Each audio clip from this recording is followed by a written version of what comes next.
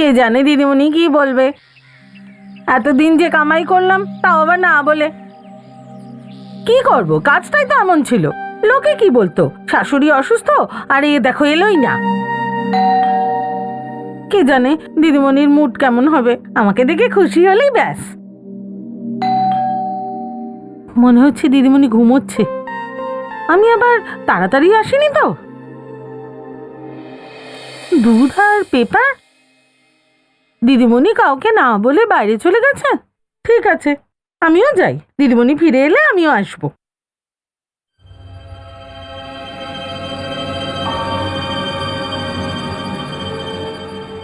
আরে রক্ত মনে হচ্ছে। রক্ত, রক্ত!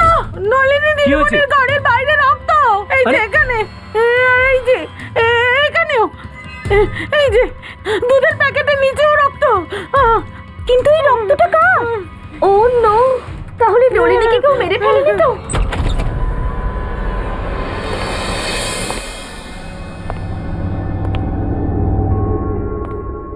মাই গড, চারদিকে রক্ত আর রক্ত, মেঝেতে রক্ত, দেওয়ালে রক্ত, সব জায়গায় রক্ত। মনে তো হচ্ছে কেউ রক্ত দিয়ে হোলি খেলেছে। রক্ত তো সব জায়গায় দেখছি, কিন্তু লাশটা কোথায়? লাশ কোথায় দেখো তো। স্যার,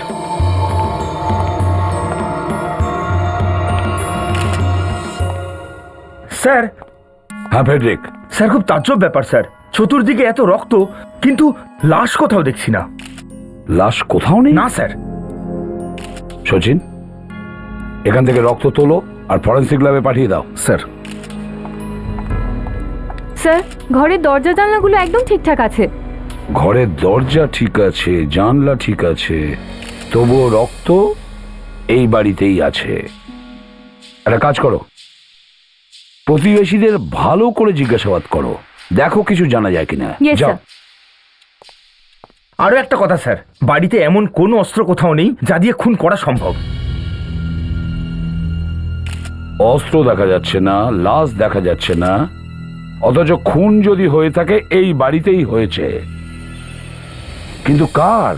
এই বাড়িতে নলিনী থাকে, কিন্তু দুদিন ধরে ওকে দেখতে পাইনি। এই বাড়িতে কোনো পুরুষ থাকে না, ও একাই থাকে এখানে। হ্যাঁ, উনি একাই থাকতেন। আচ্ছা, তো কখনো আপনারা কোনো উল্টোপাল্টা লোককে এখানে আসতে দেখেছেন? ফেডরিক, এই বিল্ডিং এর ওয়াচম্যানকে ডাকো, হয়তো ও কাউকে দেখে থাকবে। Yes sir. স্যার, হ্যাঁ, আমি ব্লাড স্যাম্পল নিয়ে নিয়েছি, আর এর মধ্যে চুলও পেয়েছি। রক্তে মাখামাখি স্যার। রক্তে মাখামাখি? এটাকে ভালো করে রাখো আর শালুকের কাছে পাঠিয়ে দাও। স্যার। দেখুন ম্যাডাম, আমরা ওয়ার্কিং ক্লাস লোক, সারাদিন আমরা ঘরে বসে থাকি না। আর হ্যাঁ, আমরা কি করে বলবো বলুন তো এখানে কে আসে আর কে যায়? আচ্ছা ঠিক আছে, তাহলে আপনারা যা কিছু জানেন এই বাড়ির সম্পর্কে, নলিনীর সম্পর্কে, প্লিজ আমাদের বলুন। এত রক্ত? হ্যাঁ, রক্ত। এই বাড়িতে খুন হয়েছে, কিছু জানো তুমি? স্যার, নলিনী ম্যাডাম জানতে পারলে ভীষণ শক পাবেন। নলিনী? এই নলিনী কে? কোথায় তিনি? এই বাড়িটার মালকিন, পরশু পুনে গেছেন। এই বাড়ির মালকিন নলিনী পুনে গিয়েছেন? তুমি দেখেছো ওনাকে পুনেতে যেতে? হ্যাঁ স্যার। আশ্চর্য তো, এই বাড়ির মালকিন নলিনী পুনেতে গেছে, তাহলে এই রক্তটা কার হতে পারে? এই বাড়িতে কেউ এসেছিল নলিনী পুনে যাওয়ার পরে? না স্যার, কেউ আসেনি স্যার। সত্যি বলছো? হ্যাঁ স্যার। ঠিক আছে, বাইরে গিয়ে দাঁড়াও।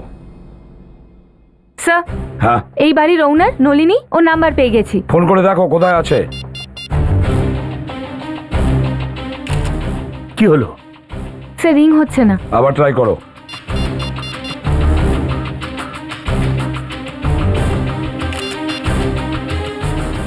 ফোন ধরছে না স্যার। ফোন ধরছে না? তাহলে নলিনী গেল তো গেল কোথায়? স্যার, একটা কথা জিজ্ঞেস করি, এমন ব্যাপার নয় তো যে নলিনী চুপি চুপি পুনা থেকে ফিরে এসেছিল আর আসতেই ওর খুন হয়ে গেছে? ফেডরিক, ওয়াচম্যান বলছে নলিনী পুনেতে গেছে, এই বাড়িতে আমরা না কোনো অস্ত্র পেয়েছি না কোনো লাশ। তাহলে এই রক্তটা কার? কাকে খুন করা হয়েছে? এই বাড়ি থেকে নলিনীর ফটো নিয়ে নাও। সচিন, নলিনীকে কিন্তু তুমি ফোন করে যাবে। স্যার। অভিজিৎ, এটা কিছুতেই বুঝতে পারছি না, বাড়ির ভেতরে খুন হলো আর পড়শিরা কিছু জানলোই না। হ্যাঁ স্যার, রক্ত তো প্রচুর বেরিয়েছে, তাহলে চিৎকার চেঁচিমেচির আওয়াজ তো পাওয়া উচিত। সেটাই তো। আর এটাও তো হতে পারে যে খুন করার সময় মেয়েটা হয়তো অজ্ঞান ছিল, কিংবা খুনি হয়তো ওকে নেশার ওষুধ খাইয়েছিল। কে? কিন্তু স্যার, খুনি লাশটাকে বাইরে কি করে নিয়ে গেল? একে তো খুন করার সময় ভয় পাওয়ার কথা, তার উপরে লাশটাকে বাইরে নিয়ে যাওয়া। সেটাই তো, খুনি লাশটাকে বাইরে নিয়ে গেল, কিন্তু কিভাবে? কিভাবে? স্যার, এই ওয়াচম্যানও আমাদের মাথা ঘুরিয়ে দিচ্ছে। ও বলেছিল যে নলিনীকে বাইরে যেতে দেখেছিল, ও পুনে গেছে। সেটাও একটা কথা। ওয়াচম্যান নলিনীকে যেতে দেখেছে পুনেতে। যদি ওই বাড়িতে খুনি হয়ে থাকে তাহলে কার হয়েছে? আমি বলবো স্যার, কি হয়ে থাকতে পারে? ওই যে কথায় আছে না অভিজিৎ, যখন কোনো কথা বোঝা যায় না তখন বয়স্ক বা কোনো বুদ্ধিমান লোকের কথাই শোনা উচিত। হ্যাঁ ফেডরিক, বলো। সরি, বলবো না। ব্যাস ব্যাস, বলো। কথাগুলো পেটে চেপে রেখে দিও না, পেটে ব্যথা শুরু হয়ে যাবে। বলো। দেখুন স্যার, ব্যাপারটা এরকম, নলিনী যখন পুনা যাচ্ছিল ওর বাড়িতে একটা চোর ঢোকে। নলিনী আচমকা বাড়িতে ফেরে, চোর তার উপর হামলা করে বসে, কিন্তু নলিনী তাকে মেরে ফেলে। সে ভয় পেয়ে যায়, সে লাশটাকে টুকরো টুকরো করে কেটে একটা ব্যাগে ভরে বেরিয়ে যায়। পুনে? হ্যাঁ। লাশটাকে ব্যাগে ভরে পুনে নিয়ে গেল। ফেডরিক, নলিনী এত ভারী ব্যাগ কি করে পুনেতে নিয়ে যেতে পারে? হ্যাঁ, না না না না, স্যার। সেটা হ্যাঁ স্যার, নলিনীর ফোনটা বাজছে। দেখো। হ্যালো স্যার, কোনো মহিলা? কথা বলো, দেখো কে। কে বলছেন? নলিনী? নলিনী স্যার। নলিনী? নলিনী, আমি এসিপি প্রদ্যুমান বলছি, সিআইডি থেকে। দেখো, তোমার বাড়িতে একটা খুন হয়েছে। হ্যাঁ, তুমি এখন কোথায়? পুনেতে? ঠিক আছে, তাড়াতাড়ি আমাদের বিরোধে এসো। ওকে। স্যার, যদি নলিনী বেঁচে থাকে তাহলে কার খুন হয়েছে আর কে করেছে? আমি ঠিকই বলছি স্যার, নলিনী ওই চোরটাকে মেরে ফেলেছে। ফেডরিক, নলিনী যদি চোরটাকে মারতো তাহলে ও নিজেই ভয় পেত, কিন্তু ওর কথা শুনে তো মনে হচ্ছে না ও ভয় পেয়েছে, না কোনো আফসোস আছে না। Hello, ACP Pradyuman. কোথায়? ঠিক আছে।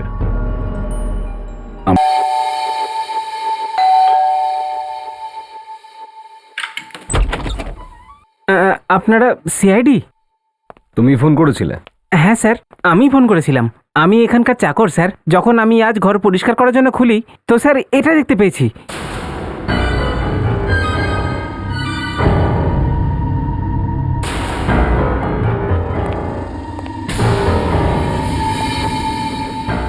এতটা রক্ত?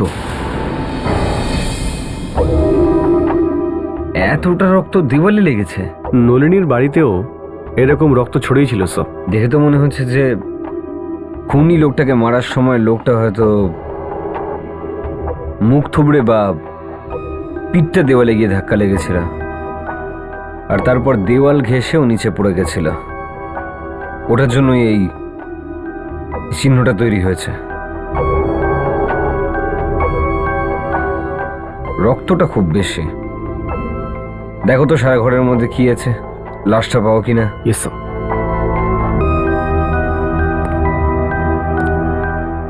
তুমি এখান থেকে কাউকে পালাতে দেখেছিলে?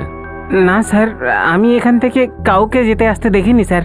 যখন আমি এখানে এসেছি, এসে শুধু এই রক্ত দেখতে পেয়েছি স্যার। সত্যি কথা বলছো?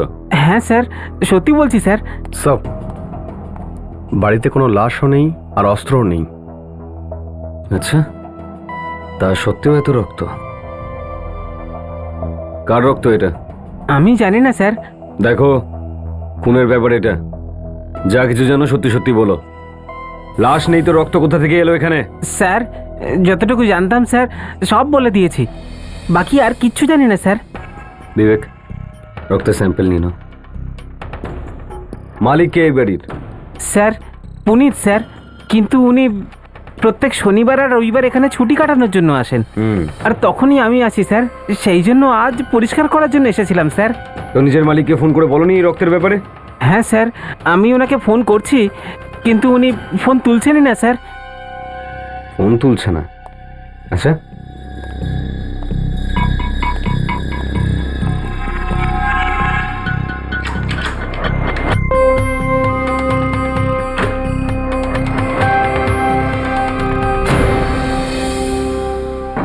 অদ্ভুত ব্যাপার।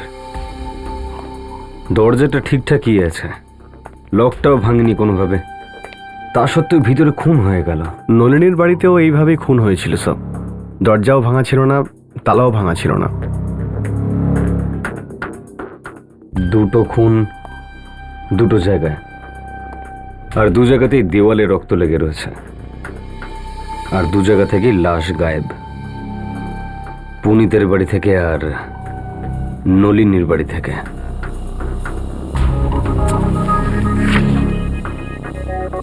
একটু দেখো, এ ম্যাডামকে চেনো? নলিনী নামে না। নলিনী? আমি এনাকে চিনি না স্যার। আচ্ছা ঠিক আছে, একটু নিজের মালিকের নাম্বারটা দাও। 10923478 78। Hello, mister Punit? কি হসপিটালে? কোন হসপিটালে? বেচারা পুনিত নিজেই হাসপাতালে পড়ে রয়েছে আর বাড়িতে খুন হয়ে গেছে। হতে পারে বিবেক যে কোনো বেচারাই নয়, খুন করি হসপিটালে পড়ে রয়েছে।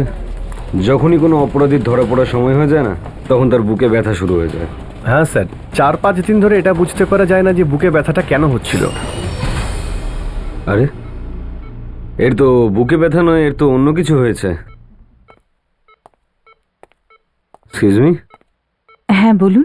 আমরা সেইডি থেকে এসেছি, আমরা মিস্টার পুনিতের সঙ্গে একা একটু কথা বলতে চাই। ওকে ঠিক আছে। আপনারা সিআইডি? আপনারাই আমাকে ফোন করেছিলেন কিছু কথা বলার জন্য? আগে হ্যাঁ, পুনিতবাবু আপনার ফার্ম হাউস আছে না? হ্যাঁ আছে। আপনি জানেন আপনার ফার্ম হাউসে কি হয়েছে? জানি না তো। আপনার ফার্ম হাউসে প্রচুর রক্ত ছড়িয়ে রয়েছে। কি? আমার ফার্ম হাউসে রক্ত? আরে আপনার বুকে ব্যথা হচ্ছে না তো? কই না তো। যাক, তাহলে তো ঠিক আছে। এবার এটা বলুন, রক্তটা কার? আরে লাশটা কোথায়? দেখুন, প্রথমে তো আমি এটাই জানি না যে আমার ফার্ম হাউসে খুন হয়েছে। আমি এটা কি করে বলবো যে ওই রক্তটা কার? স্যার, আমি নিজের ফার্ম হাউস পর্যন্ত পৌঁছাতেই পারিনি, রাস্তার মাঝেই আমার গাড়ির অ্যাক্সিডেন্ট হয়ে যায়। আপনার চাকরি আমাদেরকে ফোন করে ডেকেছিল, বলছিল যে ফার্ম হাউসে প্রচুর রক্ত ছড়িয়ে রয়েছে। চাকর বলেছে? কিন্তু ওখানে তো কেউ থাকে না, আর ওই ঘরটা শুধু আমি আর আমার চাকরই খুলি। স্যার, কোথাও ওই চাকরটাই হয়তো কিছু। না, সেটা মনে হচ্ছে না। যদি ও করে থাকতো তাহলে ওখানে থাকতো না, কোথাও পালিয়ে চলে যেত। আপনি আপনি মেয়েটিকে চেনেন? না। কে ইনি? এর নাম নলিনী। না স্যার, আমি এনাকে আগে কখনো দেখিনি। ওই ওই খুনের সাথে এর কোনো সম্পর্ক আছে? হ্যাঁ আছে। যেরকম রক্ত আমরা আপনার ফার্ম হাউসে পেয়েছি, ঠিক সেরকমই রক্ত কয়েক ঘন্টা আগে আমরা এই নলিনীর বাড়িতেও পেয়েছি। হোয়াট? দুটো খুন হয়েছে। খুন নম্বর 1, খুন নাম্বার 2। দুটো খুন আলাদা আলাদা জায়গায়, একটা জুহুতে আর দ্বিতীয়টা মাড আইল্যান্ডে। একটা নলিনীর বাড়িতে আর দ্বিতীয়টা পুনিতের বাড়িতে। দুটো বাড়ির দূরত্ব আনুমানিক 20 থেকে 22 কিলোমিটার। দুটো খুন একইভাবে হয়েছে। দুটো খুনই ঘরের ভেতরে হয়েছে। আর লাশ দুটো জায়গায় পাওয়া যায়নি। আর স্যার দুটো বাড়ির মালিকই বেঁচে রয়েছে, কোনো বাড়িতেই কোনো ক্ষতি হয়নি, না কোনো ভাঙচুর করা হয়েছে, না দরজা ভাঙা হয়েছে। আর একটা ব্যাপার স্যার, খুনের সময় দুটো ঘরের মালিকই বাড়িতে ছিল না। স্যার ইনি হলেন নলিনী, ইনি ফোন করেছিলেন স্যার। দেখুন স্যার, আমিও বুঝতে পারছি না আমার বাড়িতে খুন কি করে হলো, আর আপনারা আমাকেই দোষ দিচ্ছেন। দেখুন, আপাতত আপনি এটা বলুন যে কোনো পুনিত নামের কাউকে চেনেন? এই পুনিতটা কে? আমি কোনো পুনিতকে চিনি না। সত্যিই কি আপনি কোনো পুনিতকে চেনেন না? আগে না। কিছু গোপন করার চেষ্টা করছেন না তো আপনি?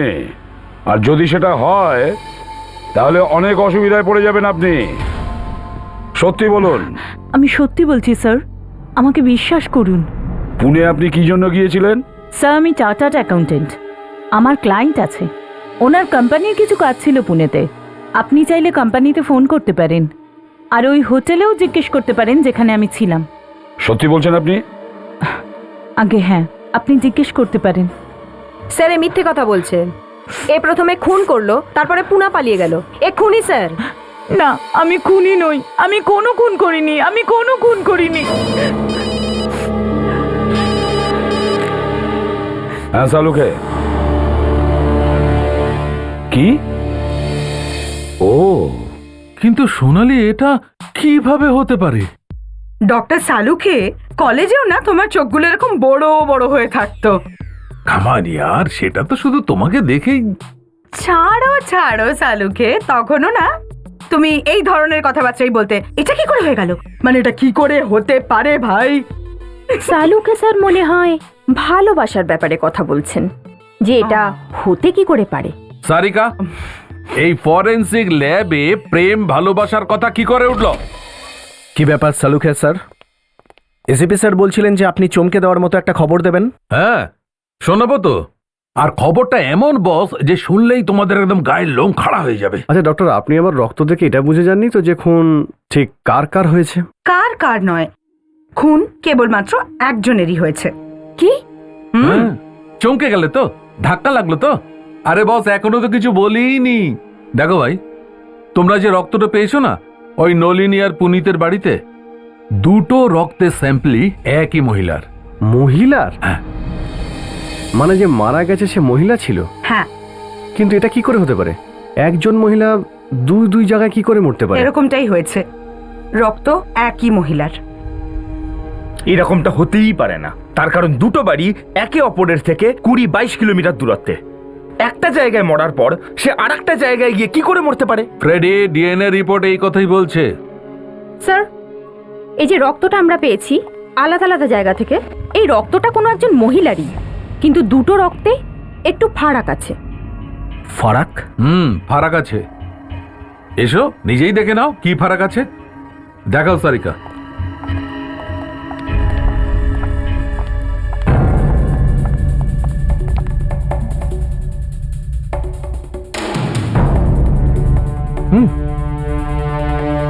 ফারাক তো আছে, কিন্তু কিভাবে? যে রক্তটা আমরা পুনিতের বাড়ি থেকে পেয়েছি ওটাতে কেমিক্যাল মেশানো আছে, বায়োডিগ্রেডেবল ওয়েস্ট। কিন্তু যে রক্তটা নলিনীর বাড়ি থেকে পাওয়া গেছে ওটাতে কিচ্ছু মেশানো নেই। বায়োডিগ্রেডেবল ওয়েস্ট মানে ময়লা? হ্যাঁ, এক্স্যাক্টলি। কিন্তু রক্তে ময়লা আসা কিভাবে সম্ভব? খুনি খুন করার পরে লাশটাকে ময়লার মধ্যে ফেলে দিয়েছিল, সেই জন্যই হয়তো আমরা রক্তে কেমিক্যাল পেয়েছি। আর ওই যে চুলটা আমরা পেয়েছি? হ্যাঁ, ওই চুল। ডক্টর সারিকা, ওই চুলের ব্যাপারে আপনি কি জানতে পারলেন? জাস্ট আ মোমেন্ট, এদিকে এসো।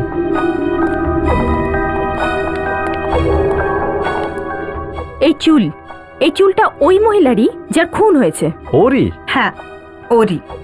আরো একটা কথা যেটা শুনলে হয়তো আপনাদের কোনো হেল্প হতে পারে। সেটা কি? এই মেয়েটার চুলেও একটা কেমিক্যাল পাওয়া গেছে, অ্যামোনিয়া, যেটা এই মেয়েটার চুলে ওর মৃত্যুর আগে লাগানো হয়েছিল। আর তোমরা তো জানো এই কেমিক্যাল চুলের ট্রিটমেন্টে কাজে লাগানো হয়। হতে পারে এই মেয়েটি হয়তো নিজের চুলের ট্রিটমেন্ট করতে গিয়েছিল, অথবা চুলকে কার্ল করাতে গিয়েছিল। মানে ওই মহিলা নিজের চুলের ট্রিটমেন্ট করাচ্ছিল? একদম তাই। ও, তার মানে ওই মহিলা নিজের চুলে ট্রিটমেন্ট করানোর জন্য কোনো স্যালনে গিয়েছিল? স্যার, একজন মহিলা দুবার কি করে মরতে পারে স্যার? তাও আবার আলাদা আলাদা বাড়িতে। প্রথমে সে এক জায়গায় মরলো, তারপর সে অন্য জায়গায় গেল, সেখানে গিয়ে আবার মরে গেল। ফেডরিক, খুন দুটো জায়গায় হয়নি, খুন একই জায়গায় হয়েছে, আর সেখান থেকে রক্ত 2 জায়গায় ছড়ানো হয়েছে। বেশ অবাক করা ব্যাপার স্যার এটা। খুনি একটা জায়গায় খুন করছে, সেইখান থেকে রক্ত নিয়ে অন্য জায়গায় গিয়ে ছড়িয়ে আসছে, ছিটিয়ে দিচ্ছে দেওয়ালে। স্যার হতে পারে খুনি ওদের ফাঁসাতে চেয়েছিল, বদলা নিতে চেয়েছিল, বা হতে পারে ওদের কোনো পুরনো শত্রুতা ছিল। স্যার ডক্টর সালুকে একটা কাজের কথা বলেছেন, যে রক্ত একজনেরই, কিন্তু 2 জায়গার রক্তেই একটু একটু পার্থক্য আছে। পুনিতের ঘরে যে রক্তটা পাওয়া গেছিল তাতে একটু কেমিক্যাল আছে স্যার। এদিকে নলিনীর বাড়িতে যে রক্তটা পাওয়া গেছিল তাতে কোনো রকম কেমিক্যালই ছিল না। কিন্তু স্যার একই মহিলার যখন খুন হয়েছে, দুটো রক্তের মধ্যে পার্থক্য কি করে হলো? একজনই মহিলা দুটো জায়গায় তার খুন হয়ে গেল, আর দুটো জায়গায় তার রক্ত আলাদা আলাদা। একজন মহিলা, রক্ত আলাদা আলাদা, তার উপর যে চুলটা পাওয়া গেছে তাতে অ্যামোনিয়া। আমার তো মাথা ঘুরে যাচ্ছে স্যার। স্যার ডক্টর সালুকেও তো বলছিলেন হয়তো মৃত্যুর আগে মহিলাটি সেলুন গেছিলেন চুল কার্লি করবার জন্য, আর কোনো কারণে ওই ট্রিটমেন্টটা পুরো করতে পারেননি। অভিজিৎ, শহরে যতগুলো বিউটি সেলুন আছে সব জায়গায় গিয়ে জিজ্ঞাসাবাদ করো, দেখো, জিজ্ঞেস করো ওদের যে এমন কোনো মেয়ে এসেছিল কিনা চুলের ট্রিটমেন্ট করাতে, যে ট্রিটমেন্ট মাঝপথেই ছেড়ে দিয়েছে আর চলে গেছে। আরো একটা কথা, ওই নলিনীর বাড়িতে দ্বিতীয়বার গিয়ে দেখো একই খুন 2বার হলো কি করে। এক মহিলার 2বার খুন, এই পুরো জায়গাটা ভালো করে খুঁজে দেখতে হবে, একটাও জায়গা যেন বাদ না পড়ে। খুঁজতে হবে ডাস্টবিনটা কোথায়।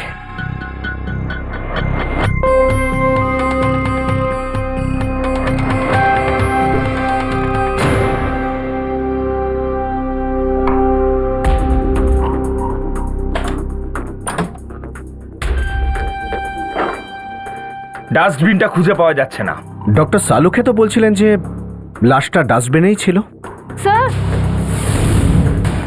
হ্যাঁ কি হয়েছে? স্যার বাসন মাজার সিঙ্কের নিচে এই আলমারির মতো জায়গা আছে যেটা খোলা যায়। কি ভয়ানক দুর্গন্ধ, প্রাণ বেরিয়ে গেল। এটা ফলস, এখান থেকে ময়লা নিচে ফেলা হয়। তার মানে ব্যাগে ময়লা ভরে এখান থেকে ফেলে দিলে তাহলে সেটা সোজা নিচে গিয়ে পড়বে।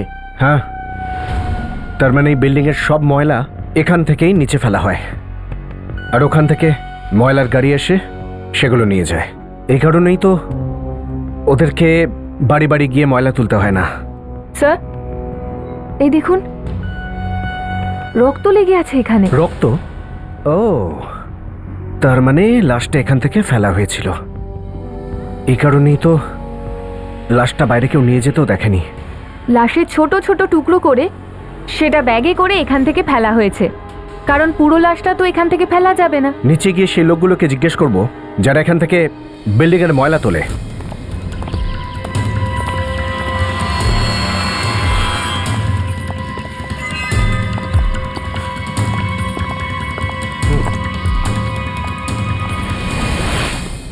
শোনো, এখানে তুমি এমন কোনো ব্যাগ দেখেছো যাতে রক্ত লেগে আছে? রক্ত? না স্যার, আমি কোনো রক্তের থলি দেখিনি স্যার। দেখো, কোনো ভাবনা চিন্তা না করে কথা বলে ফেলো না। আমরা নলিনীর ফ্ল্যাটে রক্ত পেয়েছি, যেখান থেকে নোংরা ফেলা হয় সেখান থেকে, বুঝেছো? এটাই আমাদের সন্দেহ। খুনি লাশটা টুকরো টুকরো করে এখান থেকে ফেলেছে। হে ভগবান, এসব আপনি কি বলছেন স্যার?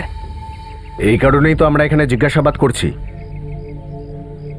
বলো, কি দেখেছো তুমি? আমি কিছুই দেখিনি স্যার। যদি দেখতাম তাহলে আপনাকে বলেই দিতাম স্যার। সত্যি বলছো তুমি? কিচ্ছু দেখোনি? কিছু না স্যার, আমি সত্যি বলছি স্যার। ওয়াচম্যান, এদিকে এসো। তুমি কিছু বলতে পারবে যা থেকে আমরা একটু হেল্প পেতে পারি? তোমাকে তো বিল্ডিং এর চারিপাশে ঘুরতে হয়, কিছু তো দেখে থাকবে। না স্যার, আমিও কিছু জানি না, যতটুকু জানতাম আগেই বলে দিয়েছি। আসুন, রক্ত দেখে এটাই বোঝা যাচ্ছে লাশ এখান থেকেই ফেলা হয়েছে। তাহলে নাতাশা যারা নোংরা তোলে তারা কি করে লাশ দেখলো না? এটাও তো হতে পারে যে খুনি টুকরোগুলো ওপর থেকে ফেলেছে, তারপর খুব তাড়াতাড়ি নিচে নেমেছে আর লাশের টুকরোগুলো নিয়ে চলে গেছে। একটা কাজ করি, এটাকে ভালো করে খুঁজে দেখি, দেখা যাক কোথাও রক্তের চিহ্ন পাই কিনা।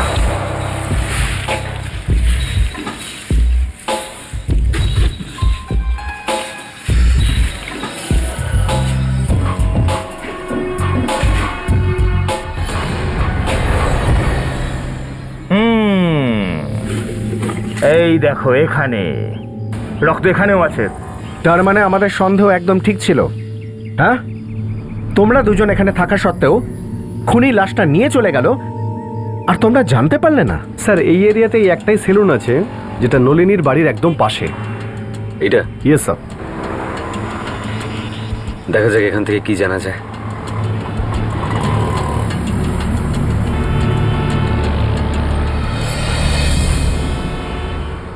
এক্সকিউজ মি স্যার, এটা লেডিস স্যালন, পুরুষদের জন্য এখানে কোনো স্পেস নেই। জানি তো।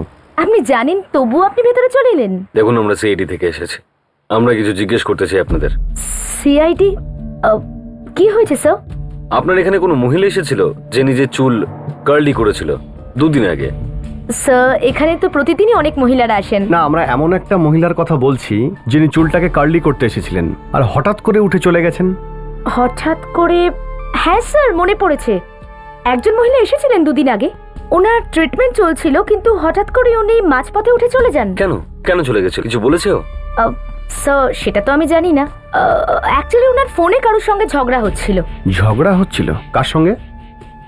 এটা আমি জানি না স্যার। আচ্ছা, ঝগড়ার সময় ও কোনো নাম ধরে ডেকেছিল কাউকে? আই এম সরি স্যার, আমি সেটাও শুনিনি। আচ্ছা, এটা তো বলতে পারবেন যে ও কি ধরনের কথা বলছিল? হ্যাঁ স্যার, উনি ফোনে কাউকে একটা হুমকি দিচ্ছিলেন, আর তারপর হঠাৎ করেই উনি ওইখান থেকে চলে যান, তাও আবার পেমেন্টটা না দিয়ে। ওর কোনো নাম টাম জানেন আপনি? কোনো অ্যাড্রেস আছে আপনার কাছে? হ্যাঁ স্যার, আমি এক্ষুনি বলছি, আমার কাছে সমস্ত ডিটেলস রয়েছে।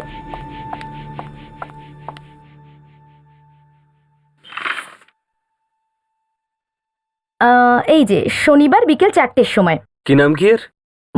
মল্লিকা ছিল ওনার নাম। মল্লিকা? কোনো অ্যাড্রেস, ফোন নাম্বার লেখা রয়েছে আপনার কাছে? ল্যান্ডলাইন নাম্বার আছে ওনার। একটা কথা পরিষ্কার যে খুন নলিনীর বাড়িতেই হয়েছে।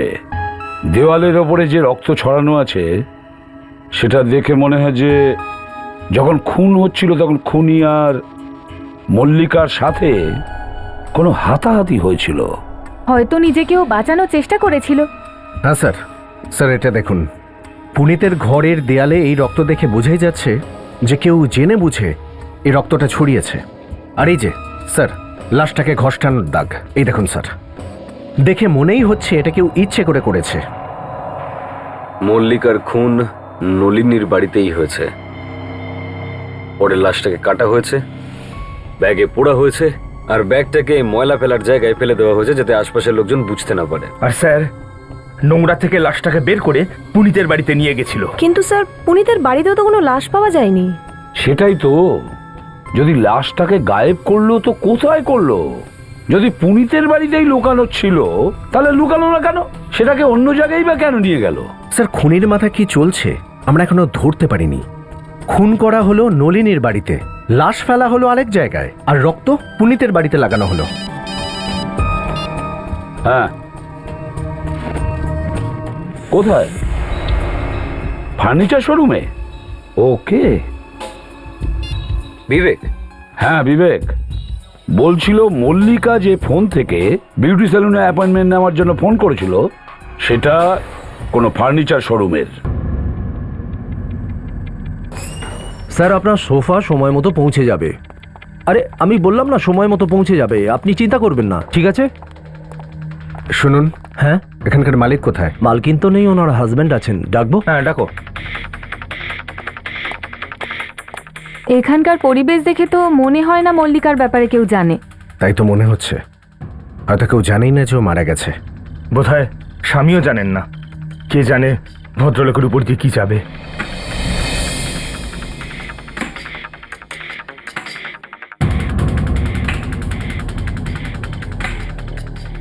হ্যাঁ বলুন। মিস্টার পুনিত, আমার নাম পুনিত। পুনিত?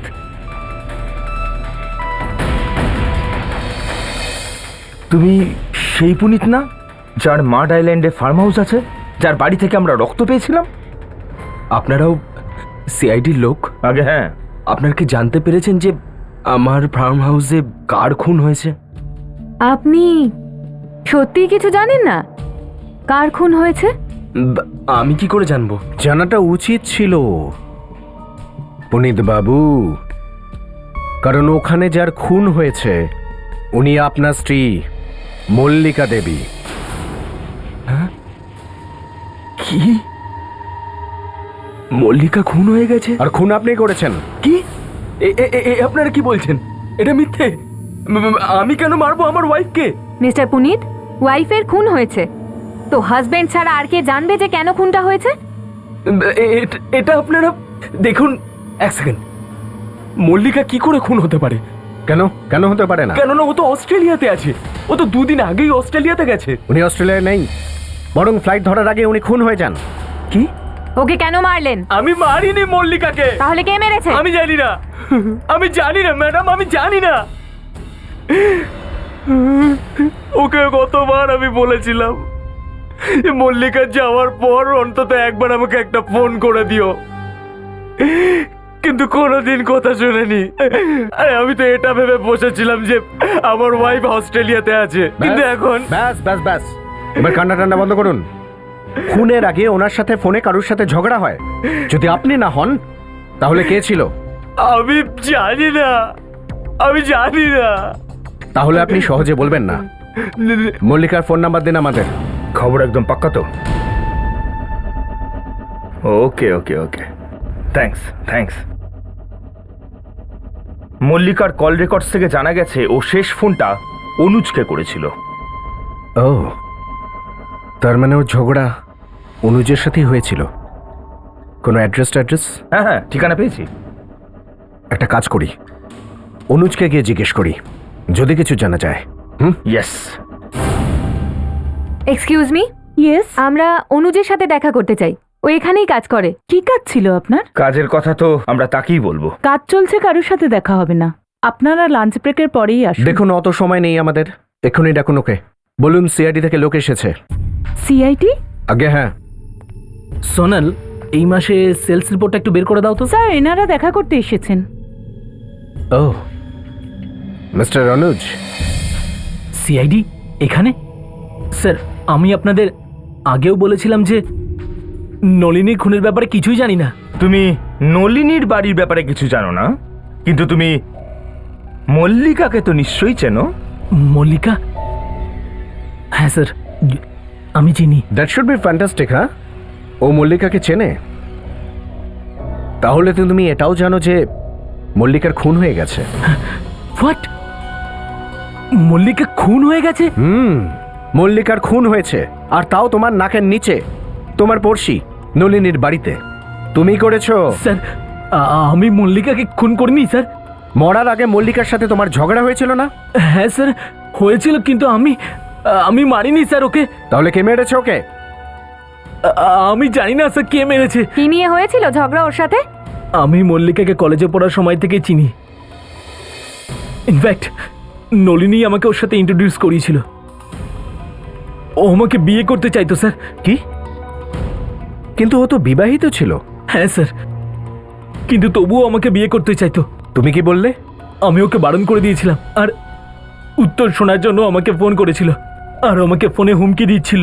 কিসের হুমকি দিচ্ছিল সে ফোনে? এটাই যে যদি আমি ওকে বিয়ে না করি তাহলে আমার জীবন নষ্ট করে দেবে। ও আমার বাড়িতেও আসতে চেয়েছিল স্যার। ও, কিন্তু তোমার বাড়িতে আসেনি, ও গিয়ে মরল নলিনীর বাড়িতে।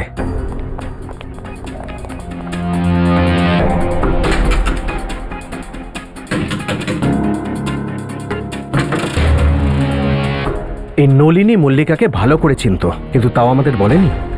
ও তো এটাও জানতো যে পুনিত মল্লিকার হাজবেন্ড, তবুও চুপ ছিল। কোনো তো কারণ হবে যে জন্য আমাদের বলেনি ও, কিন্তু কি কারণ ছিল এক্ষুনি জানা যাবে। ওয়াচম্যান তো বলছিল যে বাড়িতেই আছে। আবার এমন ব্যাপার নয় তো যে আমাদের আসার খবরও আগে থেকেই পেয়েছে আর এখান থেকে পালিয়েছে? স্যার, এরমটা হলে তো ওয়াচম্যানের চোখে পড়তো। হ্যাঁ, সেটাও তো একটা কথা। হয়তো ভয় লুকিয়ে আছে। ফ্রেডি, একটা কাজ করি, দরজা ভেঙে ফেলি।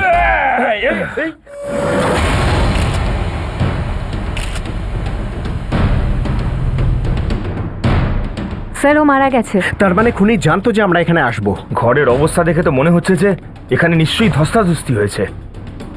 লাশ এখনো গরম আছে, মানে খুব বেশিক্ষণ হয়নি মারা গেছে। তার মানে খুনি আশেপাশে আছে। ফ্রেডি, নাতাশা চেক করো।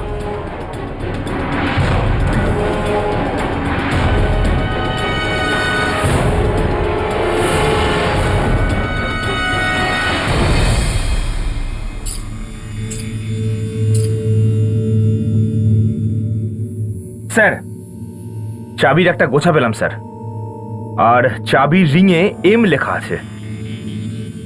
এম? হ্যাঁ। এম মানে মল্লিকা? স্যার ভেতরে কেউ নেই। ফ্রেডি, লাশকে ফরেন্সিকে পাঠাও, তার সাথে এই ছুরিটাও।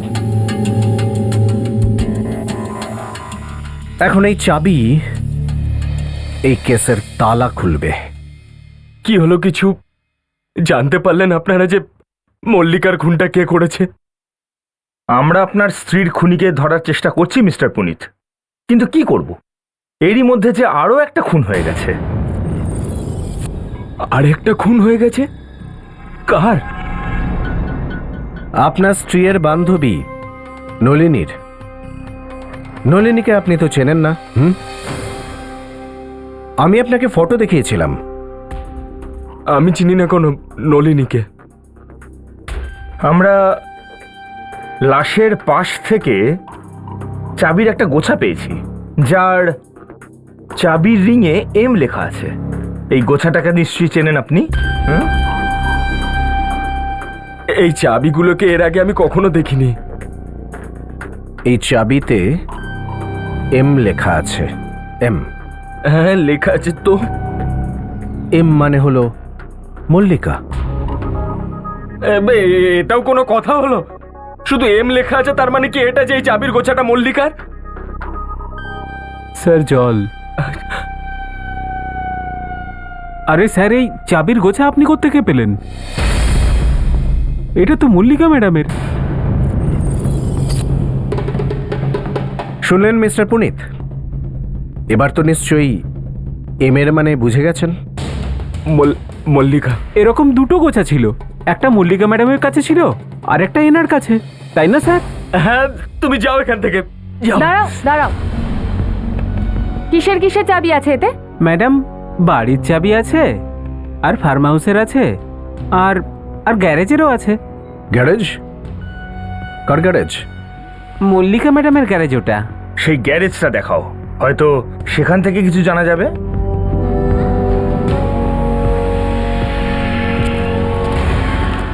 আমি তো প্রথম থেকেই বলছি আপনাদের, ওখানে কিচ্ছু নেই। আপনারা শুধু শুধু নিজেদের সময়টা নষ্ট করছেন। সেটা তো দেখার পরেই জানা যাবে আমরা আমাদের সময় নষ্ট করছি কি না, বুঝেছো? কিছু নেই, কিছু নেই এখানে, দেখুন না। অদ্ভুত একটা গন্ধ এখানে। ও অনেকগুলো ময়লা একসাথে, ও উল্টো পাল্টা জিনিস রয়েছে, তাই গন্ধ আসছে। নাতাশা, গন্ধটা এখান থেকে আসছে।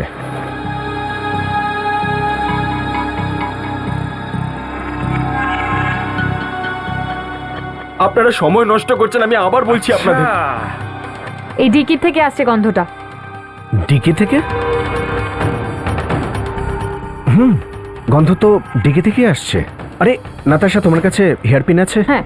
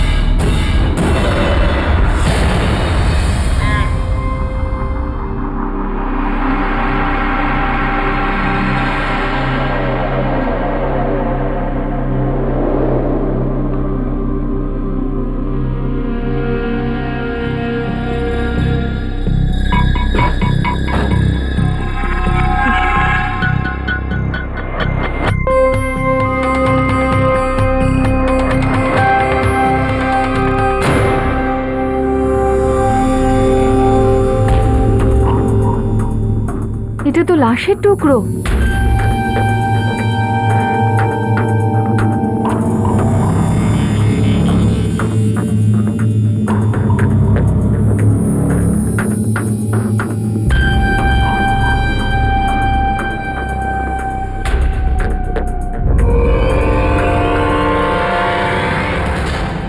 এটা তো মল্লিকা। মল্লিকা? নিজের বউকে কেটে গ্যারেজে লুকিয়ে রেখেছিস আর বলছিস সে গ্যারেজে কিছু নেই? আমি মারিনি মল্লিকাকে, আমি মারিনি। তুমি আমি মানোনি মারিনি মল্লিকাকে? হ্যাঁ, তোমার গ্যারেজে তোমার স্ত্রীর লাশ, আর তুমি বলছো যে তুমি মানোনি? কে মেরেছে তাহলে? আর এই লাশ কোথা থেকে এলো? লাশ তো আমি লুকিয়ে রেখেছিলাম স্যার, কিন্তু আমি মারিনি মল্লিকাকে স্যার, আমি মল্লিকাকে মারিনি, সত্যি বলছি। তাহলে কে মেরেছে? আমি জানি না, কিন্তু আমি মারিনি, আমাকে বিশ্বাস করুন। দেখুন, প্রতিবার ছুটি কাটাতে আমি আমার ফার্ম হাউসে যেতাম, আর যাওয়ার আগে আমি আমার চাকরকে খবর দিয়ে দিতাম, কিন্তু এইবার ওকে খবর না দিয়ে আমি ফার্ম হাউসে চলে গেলাম। তারপর যেই আমি ফার্ম হাউসের ঘরে ঢুকলাম, দেখলাম ওখানে চারদিকে শুধু রক্ত আর রক্ত, আর মল্লিকার লাশটা একটা প্লাস্টিকে জড়ানো ওই কোণাতে পড়েছিল। তাহলে তুমি পুলিশকে কেন জানালে না? আমি ভয় পেয়ে গেছিলাম ম্যাম, আমি সত্যি ভয় পেয়ে গেছিলাম, ভেবেছিলাম আমাকে কেউ বিশ্বাস করবে না। কেন? কেননা মল্লিকা আর আমার মাঝখানে সবসময় ঝগড়া লেগেই থাকতো, তার জন্য। আচ্ছা, সেই জন্য নিজের বউয়ের লাশটাকে এখানে লুকিয়ে রাখলি তুই? হ্যাঁ স্যার, আমি ভাবলাম যে আমার গ্যারেজের থেকে সেফ জায়গা আর কোনো কিছু হবে না, কেননা মল্লিকা অস্ট্রেলিয়া ছিল, ওর গাড়ি আর ওর গ্যারেজটা কেউ ইউজ করবে না, তাই আমি লাশটাকে এখানে লুকালাম। তারপর কি করলে? লাশটা এখানে লুকানোর পর আমি রক্ত পরিষ্কার করার জন্য ফার্ম হাউস যাচ্ছিলাম, কি রাস্তাতে গাড়িটা অ্যাক্সিডেন্ট হয়ে গেল। তোমার খেল খতম, এবার তোমাকে গ্রেফতার করা হলো মিস্টার পুনিত। বড়ই অদ্ভুত কেস এটা। এই মহিলার ঝগড়া এক জায়গায় হলো, আর এই মরল গিয়ে আরেক জায়গায়। স্যার, ব্যাপারটা কিন্তু এখানেই শেষ হচ্ছে না। খুনি খুন করার পরে লাশটাকে ওর স্বামীর বাড়িতে নিয়ে যায়, এরকম কখনো হয় স্যার? ওয়াইফকে খুন করার পরে লাশটাকে লুকোনোর বদলে স্বামীর বাড়িতে নিয়ে যায়। তার উপর ভাবুন স্যার, সেই বেচারি নলিনী, সে নিশ্চয়ই কিছু জানতো মল্লিকার খুনের ব্যাপারে, তাই তো ওকেও খুন করলো। খুনি বড়ই চালাক ফ্রেডি। খুন করবার পর লাশটাকে 10 জায়গায় লুকিয়ে রেখেছিল, যাতে কেউ এটা বুঝতেই না পারে যে আসলে এর খুনটা ঠিক কোথায় হয়েছিল। অভিজিৎ, এই যে লাশের টুকরোটা তোমরা এনেছো, এটা তো এই মেয়েটেরই বটে, মল্লিকার, কিন্তু এই টুকরোটা দেখার পর মনে হচ্ছে যে খুনি বাঁ হাতে কাজ করে। তার মানে খুনি লেফটি? হ্যাঁ, ল্যাটা। কারণ টুকরোটা দেখে মনে হচ্ছে যে লাশটা কাটার যে কায়দা সেটা বাঁ দিক থেকে ডান দিকে গেছে। আর স্যার, আর এই নলিনীর খুনিও একজন লেফট হ্যান্ডেড, তার মানে হলো ও নিজের সব কাজ বাঁ হাত দিয়েই করে। তাহলে মল্লিকার খুনি আর নলিনীর খুনি একজনই? হয়তো, হতেও পারে। এটা কোনো প্রতিবেশী হবে স্যার, যার নলিনীর ফ্ল্যাটের ব্যাপারে সম্যক ধারণা ছিল, যে ফ্ল্যাটে আসা যাওয়া করত, যে এটাও জানতো নলিনী কখন কি কাজ করত, কখন আসতো, কখন যেত, আর যে এটাও জানতো যে নলিনীর বাড়িতে ময়লা কোথা দিয়ে বাইরে ফেলা হয়। একটা কথা বলবো? বলো। আমার মাথায় একটা আইডিয়া এসেছে খুনিকে ধরবার। আরে তাহলে শুভ কাজে দেরি কেন, বলো।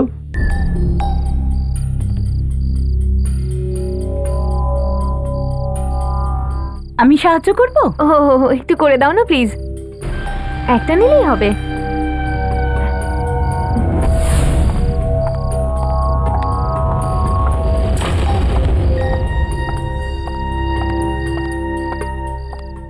আরে বাবা, পাগল নাকি?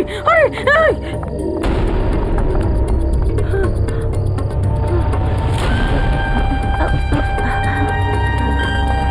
আপনি ঠিক আছেন? একটু হেল্প করুন না, দেখি। আরে ও রামাইয়া রে, মুঝে বাঁচালো। ভাই কি করছো? স্যার, আপনাদের এই পদ্ধতিটা পুরোটাই ভুল। আপনাদের কোনো অধিকার নেই এইভাবে কাউকে হ্যারাস করার। কিন্তু আমরা কি দোষ করেছি? আমাদের এখানে কেন ডেকে নিয়ে এসছেন? আমরা নলিনীর প্রতিবেশী, এটা কি আপনাদের চোখে দোষের নাকি? চুপচাপ দাঁড়িয়ে থাকুন। আমরা জানি কে কি করেছে। তাহলে যে করেছে তাকে ধরে নিয়ে আসুন। আপনি আমাদের এখানে কেন নিয়ে এসেছেন? খুনি কে সেটা বলার জন্যে। খুনি কে? খুনিকে দেখতে পেয়ে যাবেন আর কিছুক্ষণের মধ্যে। তার মানে খুনি এখানে নেই, কোথাও বাইরে থেকে আসবে নাকি? না না, এখানেই আছে, আমাদের মধ্যেই। কিন্তু খুনি তো আপনাদের মধ্যে কেউ হতে পারে না। তাহলে কি খুনি আমাদের মধ্যে থেকে কেউ? আমাদের মধ্যে কেউ কি করে হবে? আমরা তো সবাই প্রতিবেশী। এখনই জানতে পেরে যাবেন। তার আগে বলুন, কাল রাতে আপনাদের সাথে কারোর সাথে কোনো অদ্ভুত কোনো ঘটনা ঘটেছে? এনিথিং স্ট্রেঞ্জ কাল রাতে? বিল্ডিংয়ে বা রাস্তায়? মানে আমাদের সঙ্গে? আজ্ঞে হ্যাঁ, আপনাদের সাথে। কিন্তু আপনারা কি করে জানলেন? আমরা সব কিছু জানতে পেরে যাই রিমা দেবী, সব কিছু।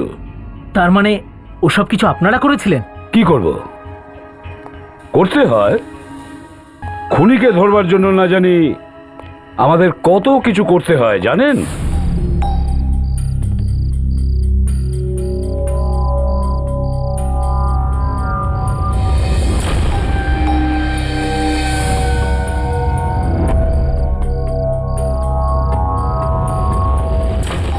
দেখতে চান আপনারা যে খুনি আসলে কে?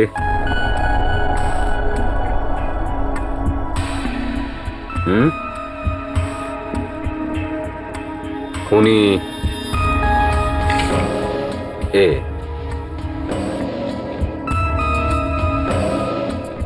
এ হলো খুনি। মা, তুমি? রিমা আন্টি? আগে হ্যাঁ, আপনাদের রিমা আন্টি। রিমা দেবী, যখনই আমরা জানতে পারলাম যে খুনি বাঁ হাতে সব কাজ করে, লেফট হ্যান্ডেড ল্যাটা, তখনই নাটকটা করি।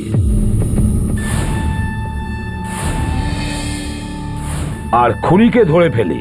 হ্যাঁ হ্যাঁ, আমি খুন করেছি।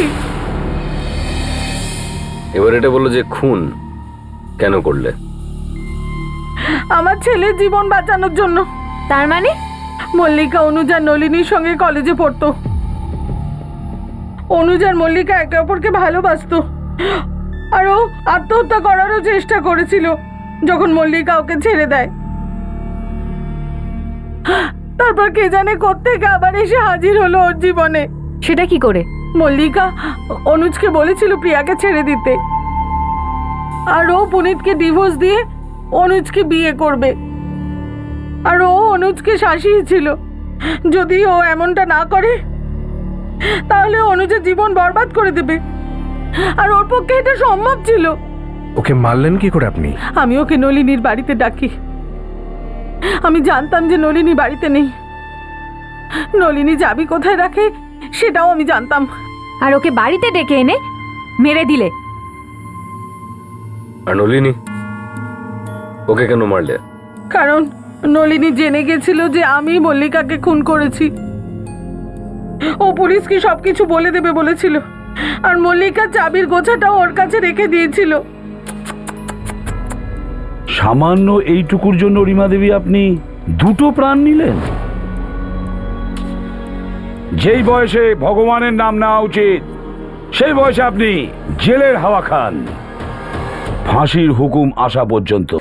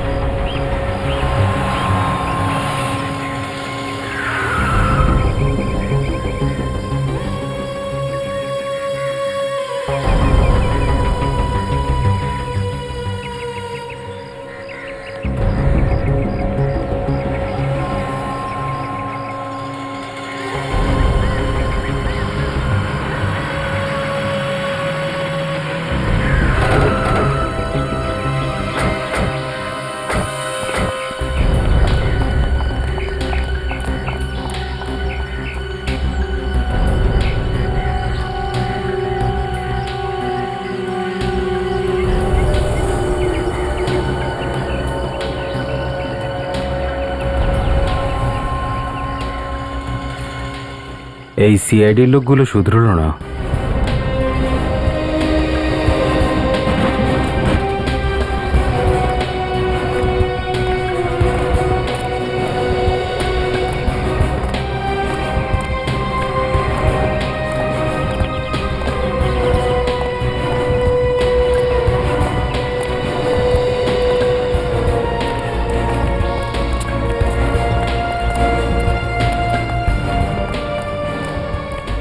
অদ্ভুত ব্যাপার, নিচেও নেই। তাহলে ওরা গেল কোথায়?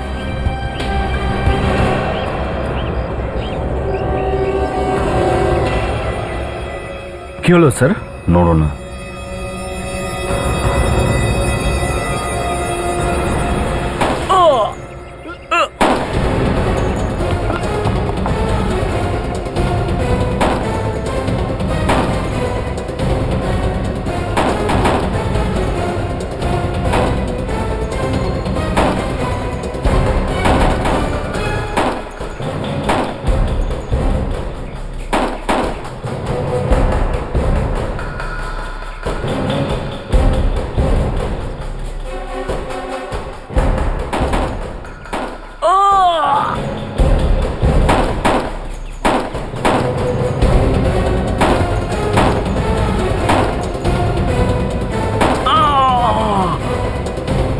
স্যার পিছনে!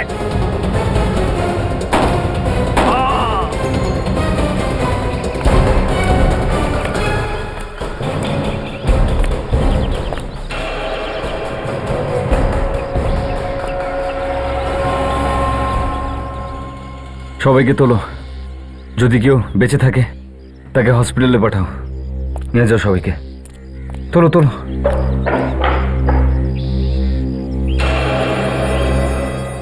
দয়া!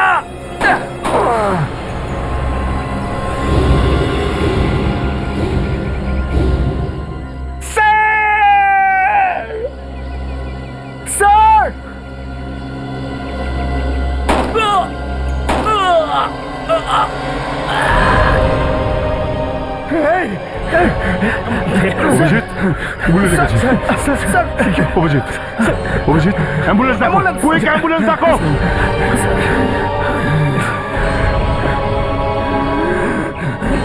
তোমার কিছু হবে না অভিজিৎ, সব ঠিক হয়ে যাবে। তাড়াতাড়ি চলো। অভিজিৎ, কিছু হবে না তোমার। অভিজিৎ, তুমি কথা বলো অভিজিৎ। হ্যাঁ হ্যাঁ বলো। আরে তাড়াতাড়ি করো, অ্যাম্বুলেন্স দেখো। তোলো, অ্যাম্বুলেন্স ডাকো কুইক। অভিজিৎ, কিচ্ছু হবে না তোমার, কিচ্ছু হবে না। ডাক্তার কোথায়? আরে ডাক্তার ডাকো, আরে আনো না। স্ট্রেচার নিয়ে এসো। স্টেশন নিয়ে এসো তাড়াতাড়ি, তাড়াতাড়ি ডাক্তারকে ডাকুন। কে আছেন এখানে ডাক্তার? প্লিজ, ইমার্জেন্সি আছে। আরে তাড়াতাড়ি স্ট্রেচার করুন স্যার, তাড়াতাড়ি করুন স্যার। চলুন, কোন ডাক্তার আছে? চলুন, তাহলে please, তাকে বলুন তাড়াতাড়ি আসতে। চিন্তা করো না, কিচ্ছু হবে না। অভিজিৎ ভয় পাও না, সব ঠিক হয়ে যাবে। চলো, আমি ডাক্তারকে ডেকে আসছি। তাড়াতাড়ি করুন। আসুন, তাড়াতাড়ি এদিকে। আসুন, আসুন। ডক্টর প্লিজ দেখুন না কি হয়ে গেছে। ভালো করে দেখবেন। সবকিছু একদম ঠিকঠাকই আছে, আপনাদের ঘাবড়ানোর কিচ্ছু নেই। ডাক্তারবাবু, গুলি অভিজিতের হার্টে লাগেনি তো? না, সেরকম হয়নি। যদি সেরকম হতো তাহলে এতক্ষণ বেঁচে থাকতো না। সিস্টার, তাড়াতাড়ি ওটিতে নিয়ে চলুন। চলো চলো চলো, কিচ্ছু হবে না, ভয় পেও না, কিছু হবে না, সব ঠিক হয়ে যাবে স্যার, সব ঠিক হয়ে যাবে। তাড়াতাড়ি চলো।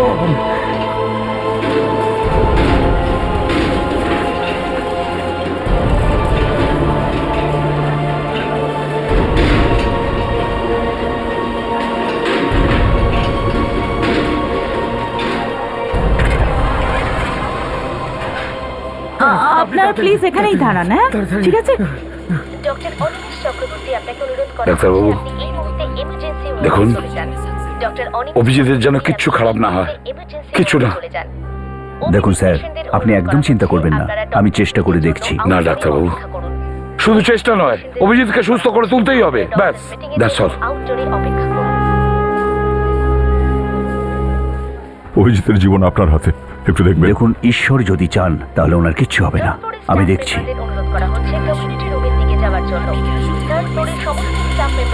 স্যার, অভিজিৎ ঠিক আছে তো? কি কি হয়েছে ওর? ওর গুলি লেগেছে বুকে, অপারেশন থিয়েটারে নিয়ে গেছে ওকে। গুলি? কিচ্ছু হবে না ওর, চিন্তা করো না।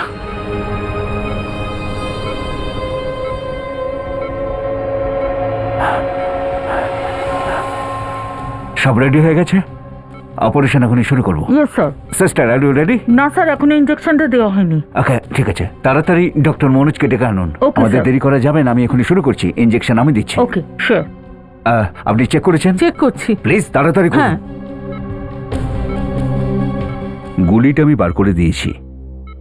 গুলিটা এনার হার্টের খুব কাছে লেগেছিল। ইনি খুবই লাকি, তাই বেঁচে গেলেন।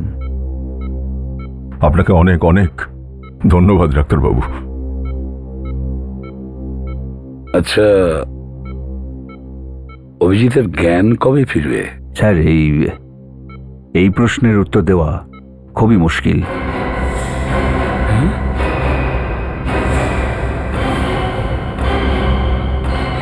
জ্ঞান যদি ফেরে তো 2-1 ঘন্টার মধ্যেও ফিরতে পারে, আর যদি না ফেরে তো বলতে পারবো না যে কবে ফিরবে। এটা কি বলছেন ডাক্তারবাবু? আসলে মিস্টার অভিজিৎ কোমাতে চলে গেছেন। কোমায় চলে গেছে?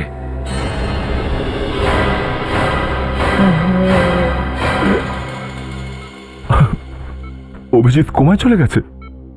স্যার, মানে জ্ঞান এনার 15-20 দিনও আসতে পারে, অথবা এমনও হতে পারে যে 6 মাসও লাগতে পারে। 6 মাস? 6 মাস?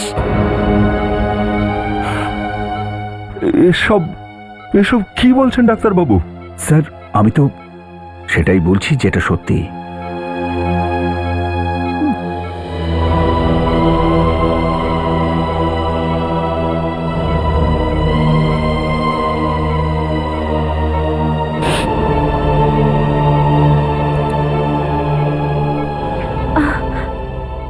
ডক্টর, আমরা এখানে থাকতে পারি? হ্যাঁ, থাকতে পারেন, কিন্তু মাত্র একজন। ঠিক আছে সারিকা, তুমি এখানে থেকে যাও। তাহলে আপনারা এখন প্লিজ বাইরে যান। হ্যাঁ, থ্যাংক ইউ। চলো।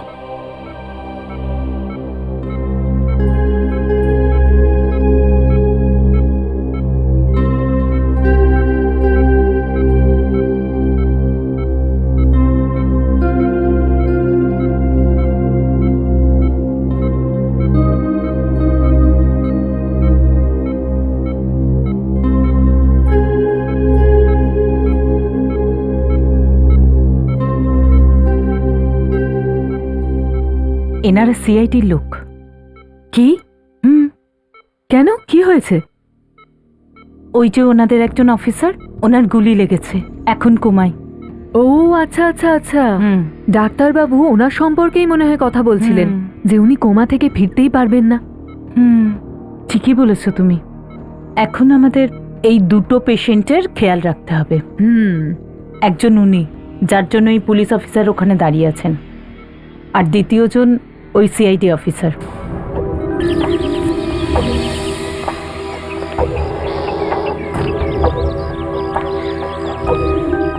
বলো দা।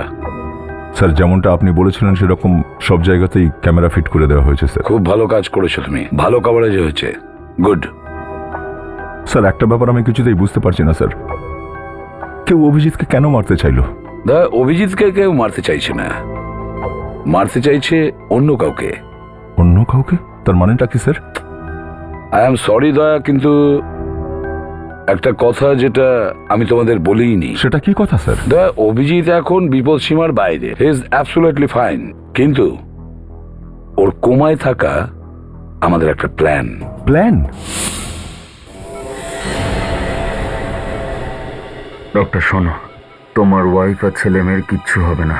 আপনারা ওদের বাঁচাবেন? পুরো সিআইডি টিম তোমার সঙ্গে আছে। কিন্তু আপনি আমাকে সাহায্য করার জন্য গুলি খেলেন, আপনি তো মারাও যেতে পারতেন। কারোর জীবন বাঁচানোর জন্য যদি প্রাণ চলে যায়, সিআইডি তাতে কখনো পিছু হটে না। অপারেশনের পরে আমি কোমায় চলে যাব। আমি এমন অ্যাক্টিং করব যে আমি কোমাতে চলে গেছি, আর তুমিও সবাইকে এটাই বলেছে অপারেশনের পরে অভিজিৎ কোমায় চলে গেছে। স্যার, এ কথাটা আপনি আমাদের আগেই বলে দিতে পারতেন। আপনি জানেন না স্যার যে আমাদের উপর দিয়ে কি ঝড় বয়ে গেছে স্যার। আই এম সরি দয়া, আমি সব বুঝতে পারছি, কিন্তু স্যার কিন্তু প্ল্যানটা কি স্যার? অভিজিতের পাশের বেডে একজন রুগী আছে। হ্যাঁ, ও একজন বড় সাক্ষী, একজন বিজনেসম্যানের বিরুদ্ধে। ও ডক্টর সুনীলের পরিবারকে কিডন্যাপ করেছিল। এই রুগী কোর্টে গিয়ে বিজনেসম্যানের বিরুদ্ধে সাক্ষী দেওয়ার কথা। কি নাম স্যার বিজনেসম্যানটার? মিস্টার শান্তুরে। ও, আর ও এটাই চাই যে এই সাক্ষীটা কোনোভাবে মারা যাক। এক্স্যাক্টলি। আর 2 ঘন্টা পরেই এই রুগীর অপারেশন হবে। কিন্তু মিস্টার শান্তুরে ডক্টর সুনীলকে হুমকি দিয়েছিল যে অপারেশন টেবিলে যদি ওই রুগীকে, ওই সাক্ষীকে না মারা হয় তাহলে ডাক্তারের ফ্যামিলিকে ও শেষ করে দেবে। তো স্যার দেরি করে কি লাভ স্যার? গিয়ে অ্যারেস্ট করে ফেলি ওদের সবাইকে। না দয়া, ওই শান্তুরের লোক এই হসপিটালেই আছে যে সব সময় ওকে খবর দেয়। আর যদিও জানতে পারে যে আমরা এসে গেছি তাহলে ও শেষ করে দেবে ডাক্তার সুনীলের পরিবারকে। ও, আর অভিজিৎ যে একটা সিআইডি অফিসার, এটা তো নিশ্চয়ই ওরা সবাই জানে। হ্যাঁ, সেটা তো জানে, কিন্তু ওরা জানে যে অভিজিৎ যেহেতু কোমায় আছে কিচ্ছু করবে না। আর এই জন্য আমি ডক্টর সারিকাকে ওখানে থাকতে বলেছি। ডক্টর সারিকাকে তো ওখানে কেউ চেনে না যে ও একজন সিআইডি অফিসার। তার মানে স্যার সবার আগে আমাদের ওই ইনফরমারকে খুঁজতে হবে যে হসপিটালে আছে, আর ওর কাছ থেকেই জানতে পারবো যে ডক্টর সুনীলের পরিবার কোন জায়গায় আছে। একদম ঠিক, খুঁজে বের করো ওকে। Yes sir. হ্যাঁ শোনো মনোজ, এই যে পেশেন্ট আছে না অভিজিৎ, এর দিকে একটু নজর রাখবে। ঠিক আছে স্যার। ওনার অবস্থার যদি কোনো পরিবর্তন হয় আমাকে অবশ্যই জানাবে। ঠিক আছে স্যার। ওকে, আমি 2 মিনিট বাদেই আসছি অপারেশনটা রেডি করে। Okay. Doctor, doctor please, doctor please please কিছু তো বলে যান। অভিজিৎ ঠিক হয়ে যাবে তো? দেখুন, আমার মনে হচ্ছে যে উনি খুব তাড়াতাড়ি কোমা থেকে বেরিয়ে আসবেন। আপনি ঘাবড়াবেন না। আপনিও একদম ঘাবড়াবেন না। সিআইডি নিশ্চয়ই আপনার পরিবারকে খুঁজে বের করবে।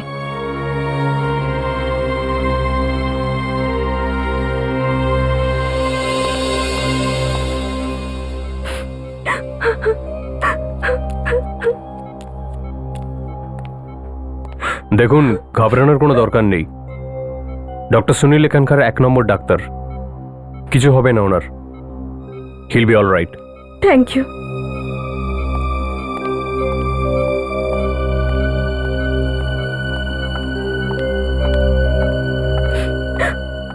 আসুন, গিয়ে বাইরে বসুন, আমি গ্লুকোজের বটলটা চেঞ্জ করব। হ্যাঁ।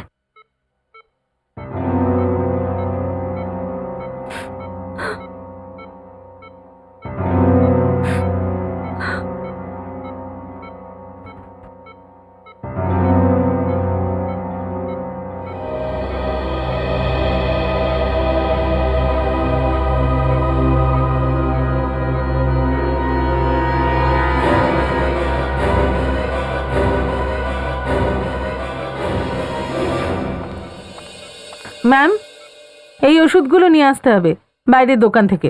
যান, গিয়ে নিয়ে আসুন। হ্যাঁ।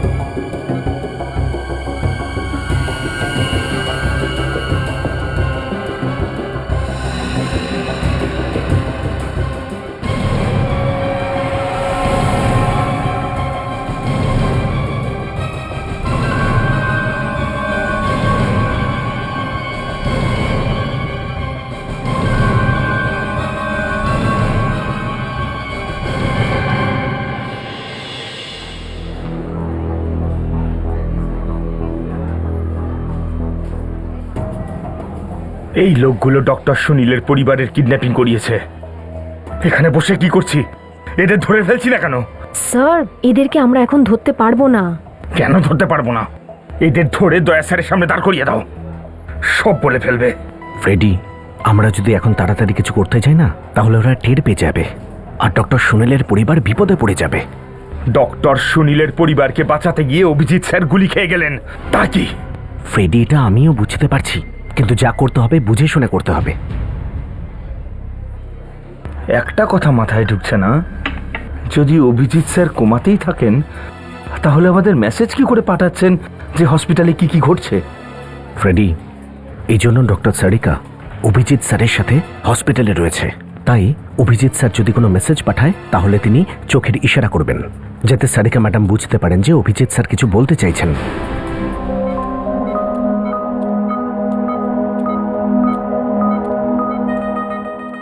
নার্স, এই ওষুধগুলো যেগুলো আপনি আনতে দিয়েছিলেন। ঠিক আছে, এবার আপনি বাইরে কি বসুন, অন্য কোনো দরকার পড়লে আপনাকে বলবো। হ্যাঁ।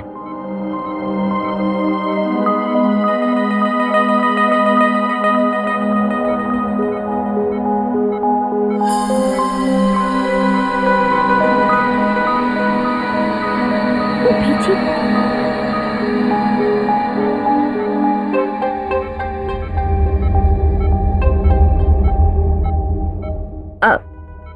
ক্ষমা করবেন নার্স, আমি ওর সাথে একটু কথা বলতে চাই।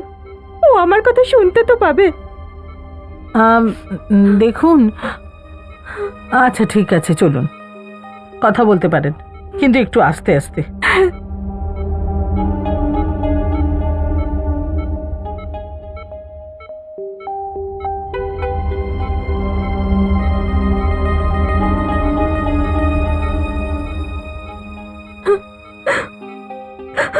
আমি বিশ্বাস করি অভিজিৎ, তুমি আমার কথা অবশ্যই শুনতে পাচ্ছ, তাই তো?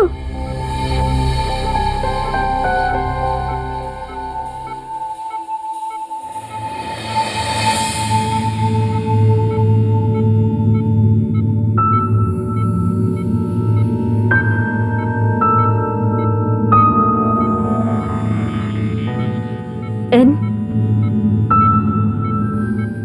U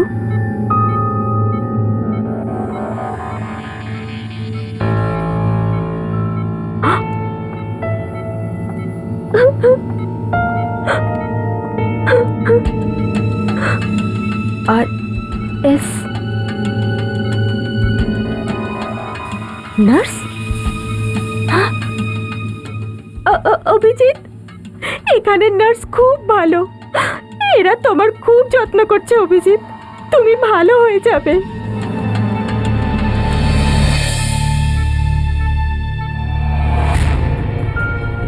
জি ও এল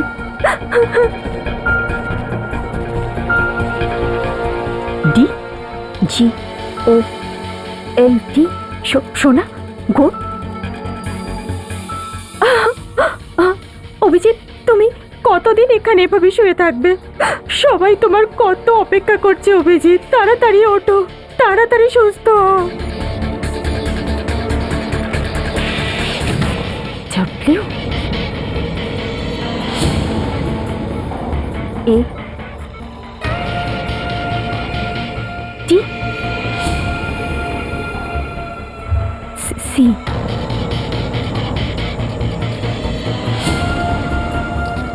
এইচ ওয়াচ ঘড়ি।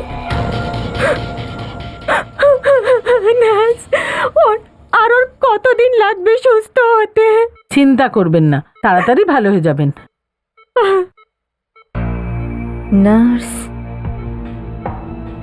গোল্ড, সোনা, ওয়াচ, তার মানে এটা নয় তো অভিজিৎ আমাকে কোনো নার্সের ব্যাপারে বলতে চায়, যে হয়তো সোনার ঘড়ি পরে আছে? হয়তো, হতে পারে।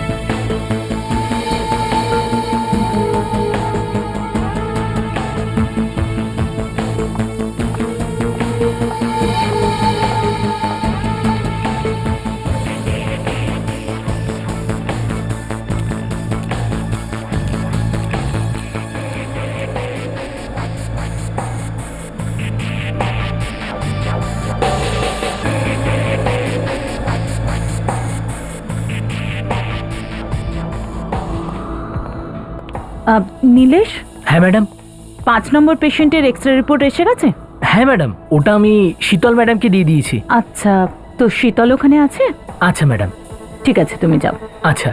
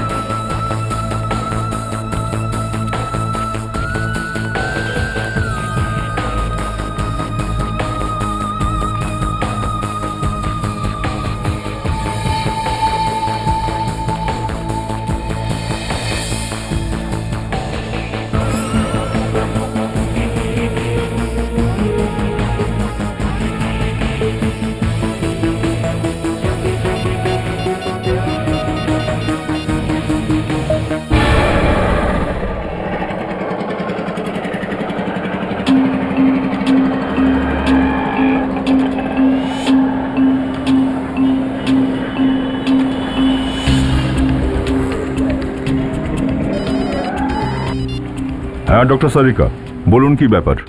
এই মাত্র একজন নার্স এই হসপিটালের বাইরে বেরিয়েছে। আচ্ছা, নার্স? মনে হয় কোনো গন্ডগোল আছে। হ্যাঁ, আর একটা কথা, আরও হাতে সোনার ঘড়িও পড়ে আছে। সোনার ঘড়ি হাতে পরে? ঠিক আছে, আমি দেখছি। হ্যাঁ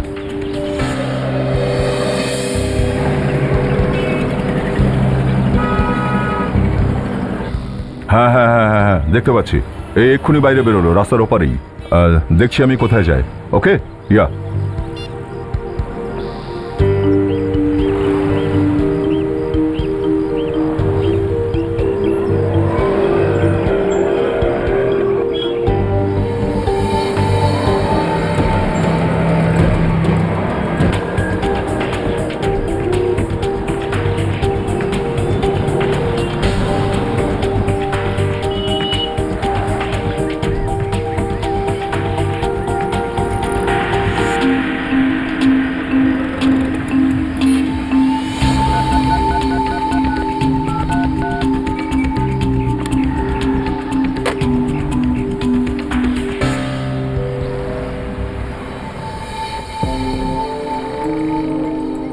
আরে বাহ, খুব চালাক তো। ফোন হয়ে গেলে অন্য একটা নাম্বার ডায়াল করে নিল, যাতে কেউ জানতে না পারে যে ফোনটা কাকে করা হয়েছে।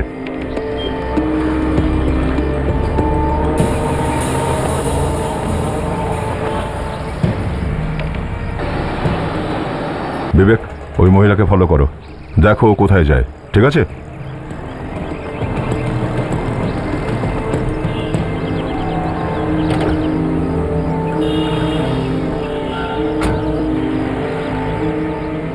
শোনো ভাই, একটু তোমার এই পিসিওর নাম্বারটা দাও তো। তার জন্য 2 টাকা লাগবে। 2 টাকা দেবো আমি, বলো। আর কোনো মেয়েকে ফোন নাম্বার দেবেন না, বারবার অযথা ফোন করে বড্ড বিরক্ত করে। যেটুকু তোমায় বলা হয়েছে সেটুকু করো, নাম্বার দাও আমায়। আরে এত চিৎকার করে কথা বলছেন কেন? এত গরম দেখাবেন না। কে বুঝতে পারলেন? আপনি কে? সিআইডি। নাম্বারটা বলো। এখনই বলছি স্যার। 139333503। Hello, telephone exchange. আমি ইন্সপেক্টর দয়া বলছি সিআইডি থেকে। নিরঞ্জননগর আন্ধেরি ওয়েস্টের এই পিসিওর নাম্বারটা হচ্ছে 139333503। হ্যাঁ, এখান থেকে একটা ফোন কল করা হয়েছে এক্ষুনি। হ্যাঁ, আমরা এটা জানতে চাইছি যে এই ফোন কলটা কাকে করা হয়েছিল আগে। হ্যাঁ, আর এটাও বলবেন যে ওই নাম্বারটা এই মুহূর্তে কোথায় আছে। হ্যাঁ ঠিক আছে, আমি হোল্ড করছি। দেখুন, ব্যাপারটা একটু সিরিয়াস আছে। হ্যাঁ হ্যাঁ, ওকে ওকে, তাড়াতাড়ি করবেন।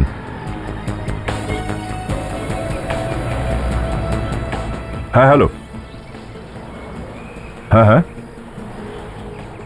কি গ্রসারি শপ?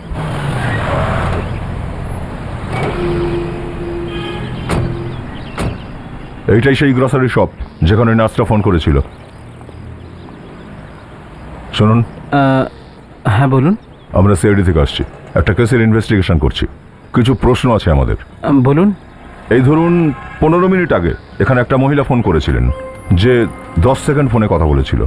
ফোন কে ধরেছিল আর কি কথা হয়েছিল? দেখুন, বেশিরভাগ ফোন এখানে আমিই ধরি।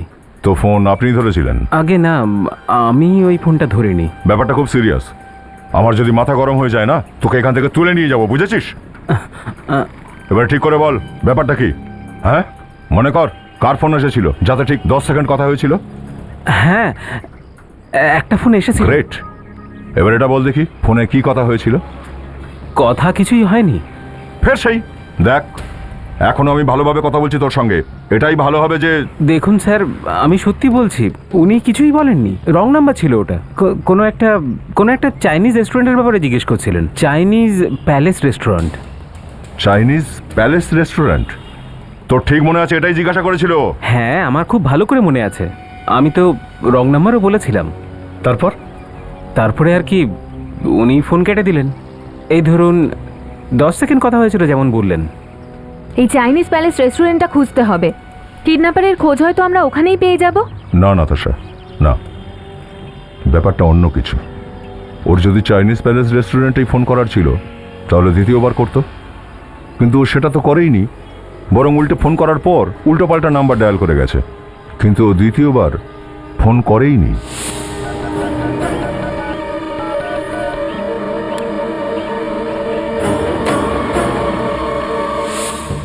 স্যার, এটার কি মানে হতে পারে? এটার একটাই মানে দাঁড়ায়, এটা চাইনিজ রেস্টুরেন্টের কথা নয়। কোনো কোড হতে পারে কিংবা কোনো মেসেজও হতে পারে।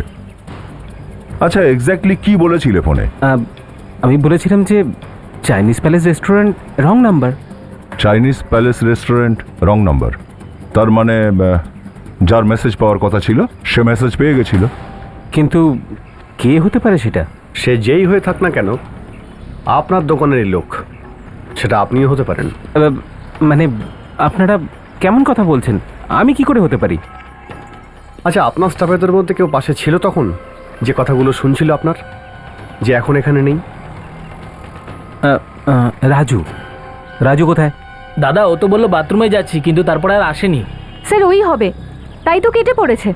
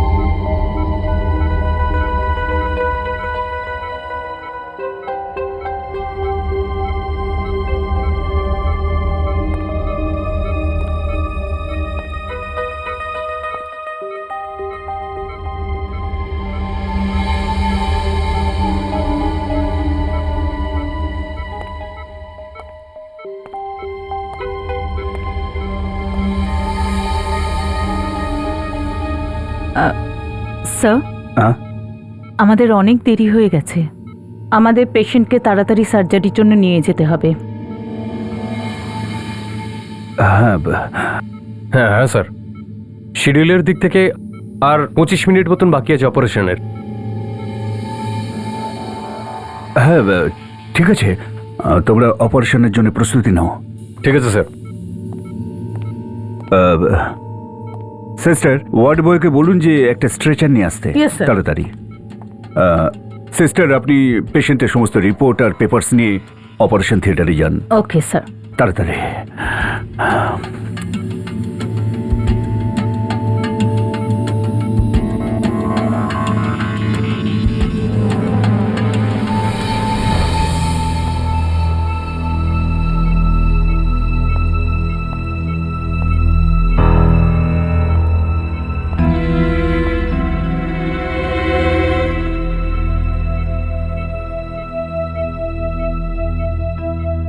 এখন আমি আর দেরি করতে পারবো না।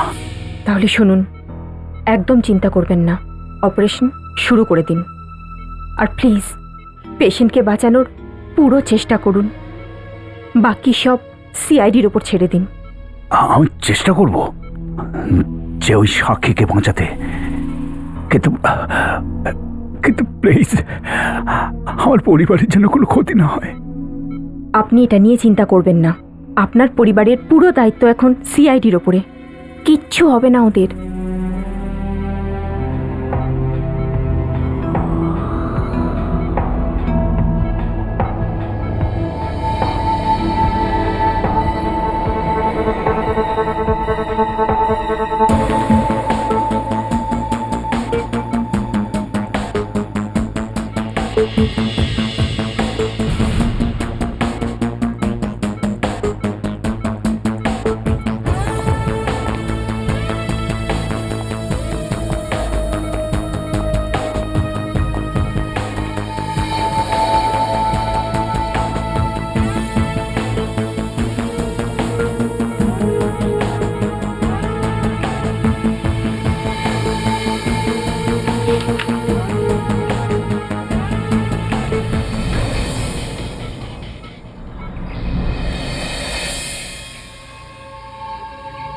স্যার, এই রাজু তো লুকিয়ে পালিয়ে গেল, এরম নয় তো শহর ছেড়ে চলে গেছে।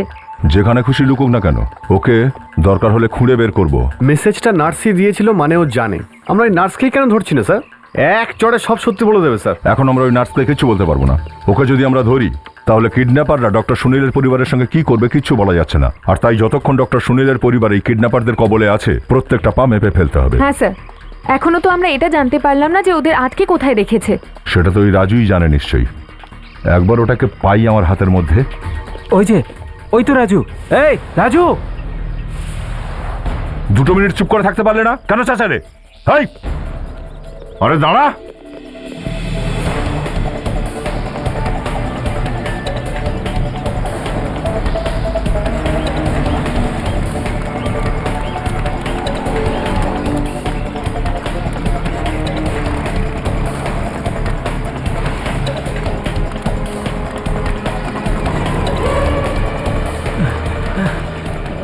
আরে পালিয়ে যাবি কতদূর বজ্জাত মশা? হ্যাঁ স্যার, আমি কিছু করিনি স্যার। পালাবার খুব শখ না? আমি কিচ্ছু করিনি স্যার। আরে কিছু করিস তো পালাচ্ছিলিস কেন তুই? স্যার, আমি কিছু করিনি, বিশ্বাস করুন। পাগল নাকি আমি? কেন মারবো তোকে? তুই শুধু একটা কথা বল, এই চাইনিজ প্যালেস রেস্টুরেন্টে কি ঘটছে চলছে? Chinese palace? আমি তো নামই শুনিনি স্যার। আর আমি চাইনিজ খাই না, আমার পছন্দও নয়। আচ্ছা, তা কাজ করি, তোর যা পছন্দ তাই খাওয়াবো তোকে। চল। হ্যাঁ বল। স্যার মারবেন না স্যার। স্যার স্যার একজন এসেছিল, ও আমাকে কিছু টাকা দিল আর বলল দোকানের দিকে নজর রাখতে, বিশেষ করে চাইনিজ প্যালেস। আর যদি কোনো পুলিশ স্টেশন থেকে ফোন আসে তাহলে জানাতে। স্যার, এই চাইনিজ প্যালেস রেস্টুরেন্ট আর পুলিশ স্টেশনের মধ্যে সম্পর্কটা কি? নতাশা হতে পারে, এটাও কোনো কোড। আর একটা কথা বল, কোন নম্বরে ফোন করতে বলেছিল? স্যার 0139 139 9982 392। ওরা ওরা আমার পরিবারকে মেরে ফেলবে না তো? না না না, সিআইডি আছে তো, ওরা ঠিক বাঁচাবে। আমার বিশ্বাস আছে যে ওরা ঠিক বাঁচাবে। কি ব্যাপার স্যার, সব ঠিক আছে তো? না মানে হ্যাঁ, আমি আমি আমি ঠিক আছে, সব ঠিক আছে। স্যার, আপনাকে টেন্স মনে হচ্ছে। কই না তো, একদম ঠিক আছে। তুমি এই পেশেন্টকে তাড়াতাড়ি অপারেশন থিয়েটারে নিয়ে যাও, আর তারপর আইসিইউতে নিয়ে যেও। হ্যাঁ, ওখানে ওই আরেকজন পেশেন্ট আছে না, মিস্টার অভিজিৎ, ওনাকে খেয়াল রাখবে প্লিজ। যাও।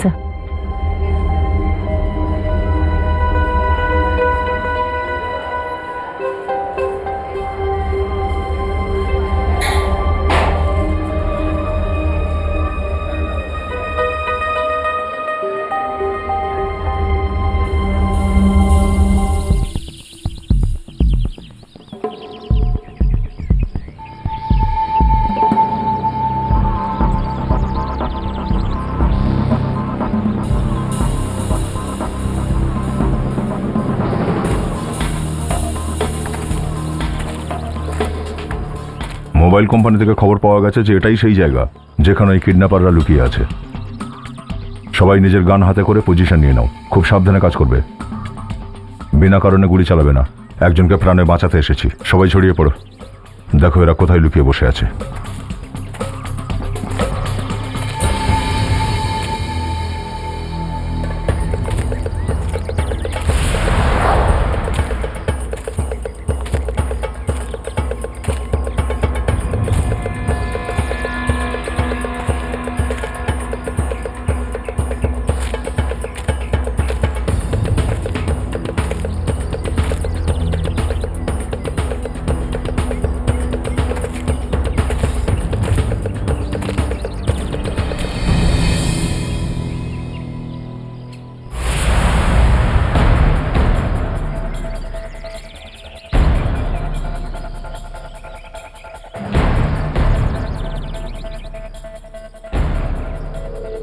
সকল এখানে পেছনের দিকে চলে এসো।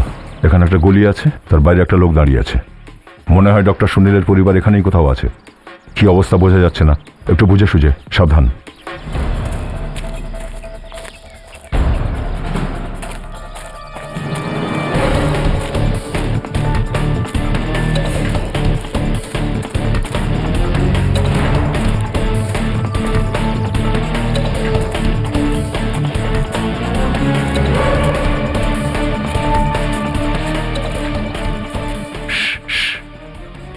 এইখানে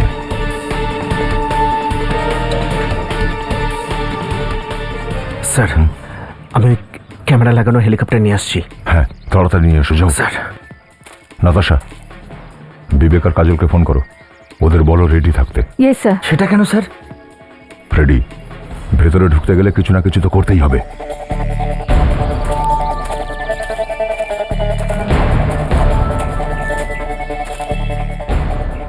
শব্দ করবে না।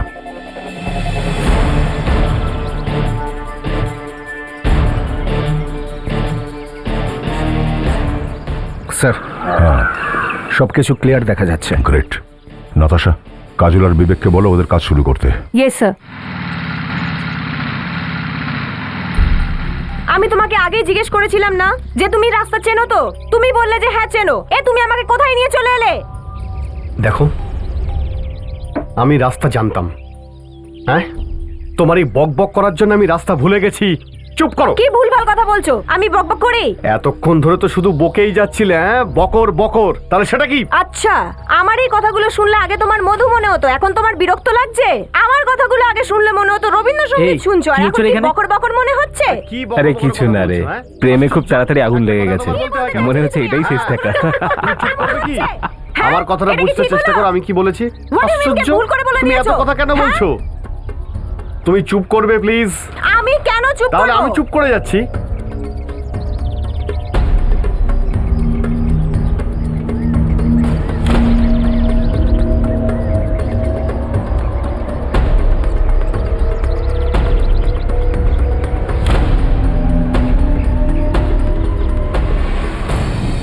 নাটকটা আরো বাড়িয়ে দাও, আরো বেশি করে ঝগড়া করো।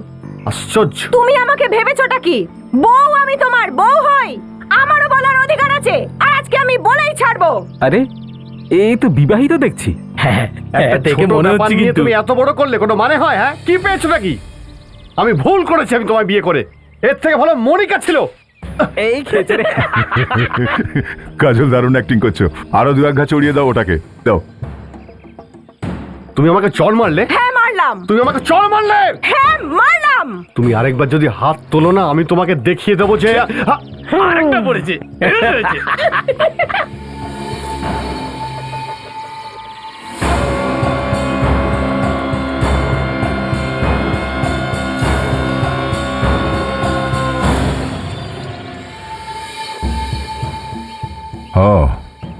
থ্যাংক গড, ডক্টর সুনীলের পরিবার একদম ঠিকঠাক আছে, শুধু দুজন আছে ভেতরে। তার মানে সব মিলিয়ে 5 জন লোক আছে এখানে। চলো একটা একটা করে মারবো এদের।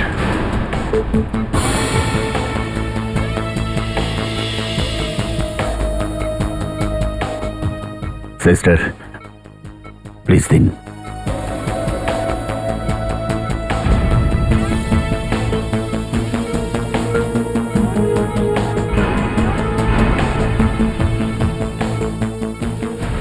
দরজাতে যে লোকটা দাঁড়িয়ে আছে ওকে প্রথমে পাকড়াতে হবে। যেই আমি ইশারা করব সবাই একসঙ্গে অ্যাটাক করব।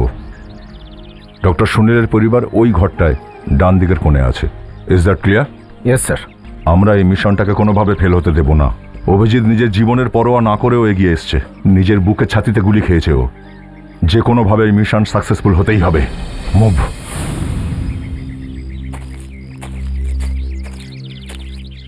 ডক্টর সারিকাকে ফোন করে দিই, ওকে জানিয়ে দিই যে আমরা রেডি হয়ে গেছি অ্যাটাক করার জন্যে। ডক্টর সুনীল যেন চিন্তা না করেন।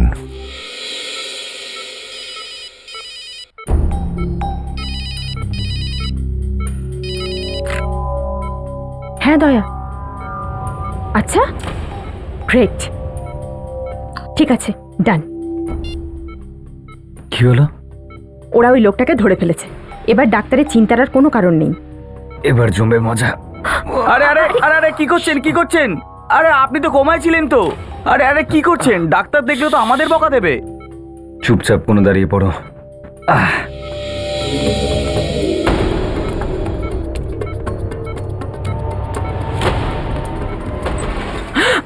অভিজিৎ, এই হলো সেই ইনফর্মার। কবিতা ম্যাডাম, আপনার খেলা শেষ হয়ে গেছে। অনেক দেরি হয়ে গেছে স্যার। পেশেন্টও মরবে আর ডক্টর সুনীলের পরিবারও। আমরা ডাক্তারের পরিবারের খবর পেয়ে গেছি আর আমরা ওদের বাঁচিয়েও নেব। আমি ছাড়া এখানে আরো একজন আছে। যদি ডক্টর সুনীলের পরিবার বেঁচে যায় তাহলে ও পেশেন্টকে গুলি মেরে দেবে আর ডক্টর সুনীলকেও, তাও অপারেশন থিয়েটারের ভেতরে। কে সে? হ্যাঁ, কে সে? তুমি বলবে ওকে? সারিকা, ধরে থাকো একে, আমি দেখছি। এবার বল।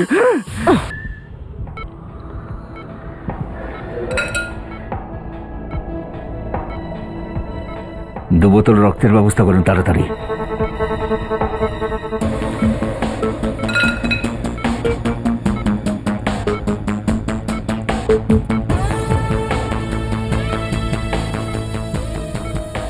কে সেই দ্বিতীয় লোকটা? যেই হোক, খুব চালাক, সেই জন্যই তো বোঝা যাচ্ছে না। যদিও আমার ব্যাপারে জানতে পারে তাহলে খুব বিপদ হয়ে যাবে। দেখতে হবে কে সেই ইঁদুরটা যেখানে লুকিয়ে বসে আছে।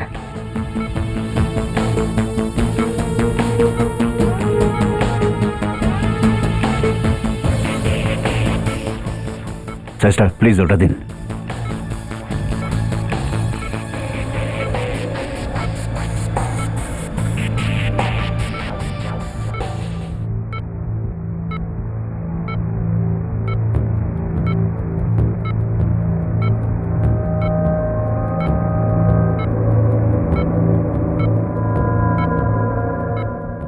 Operation successful. আমার মনে হচ্ছে উনি ঠিক হয়ে যাবেন।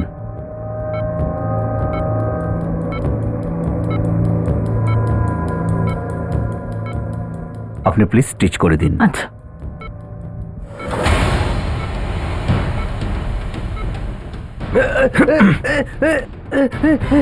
ডক্টর মনোজ?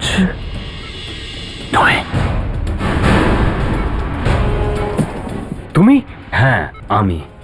তোকেই তো খুঁজছিলাম আমি। তাহলে তুই সেই ইঁদুর যে এখানে লুকিয়ে বসেছিলিস? খেলা শেষ তোর।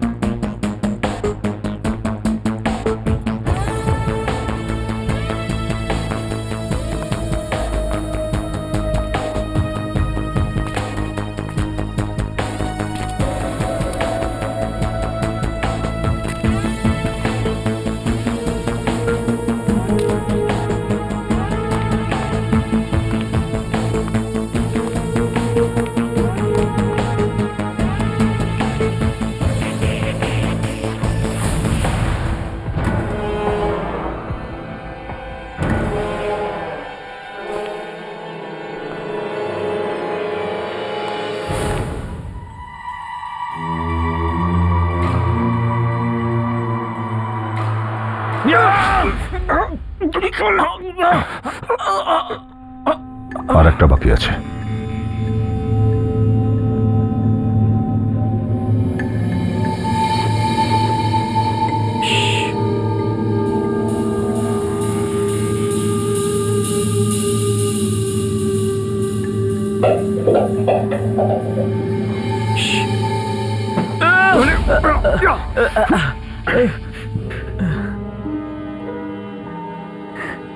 আপনারা ভয় পাবেন না, দেখুন আমরা সিআইডির লোক, আমরা আপনাদের নিয়ে যেতে এসেছি। চলুন। আপনাদের অসংখ্য ধন্যবাদ। আসুন আমাদের সাথে। আমাদের বাঁচালেন। চলো চলো।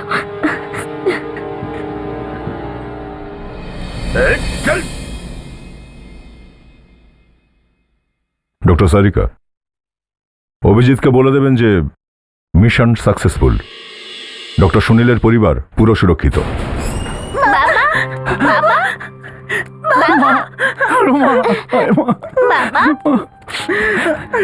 মা তোমরা ঠিক আছে তো?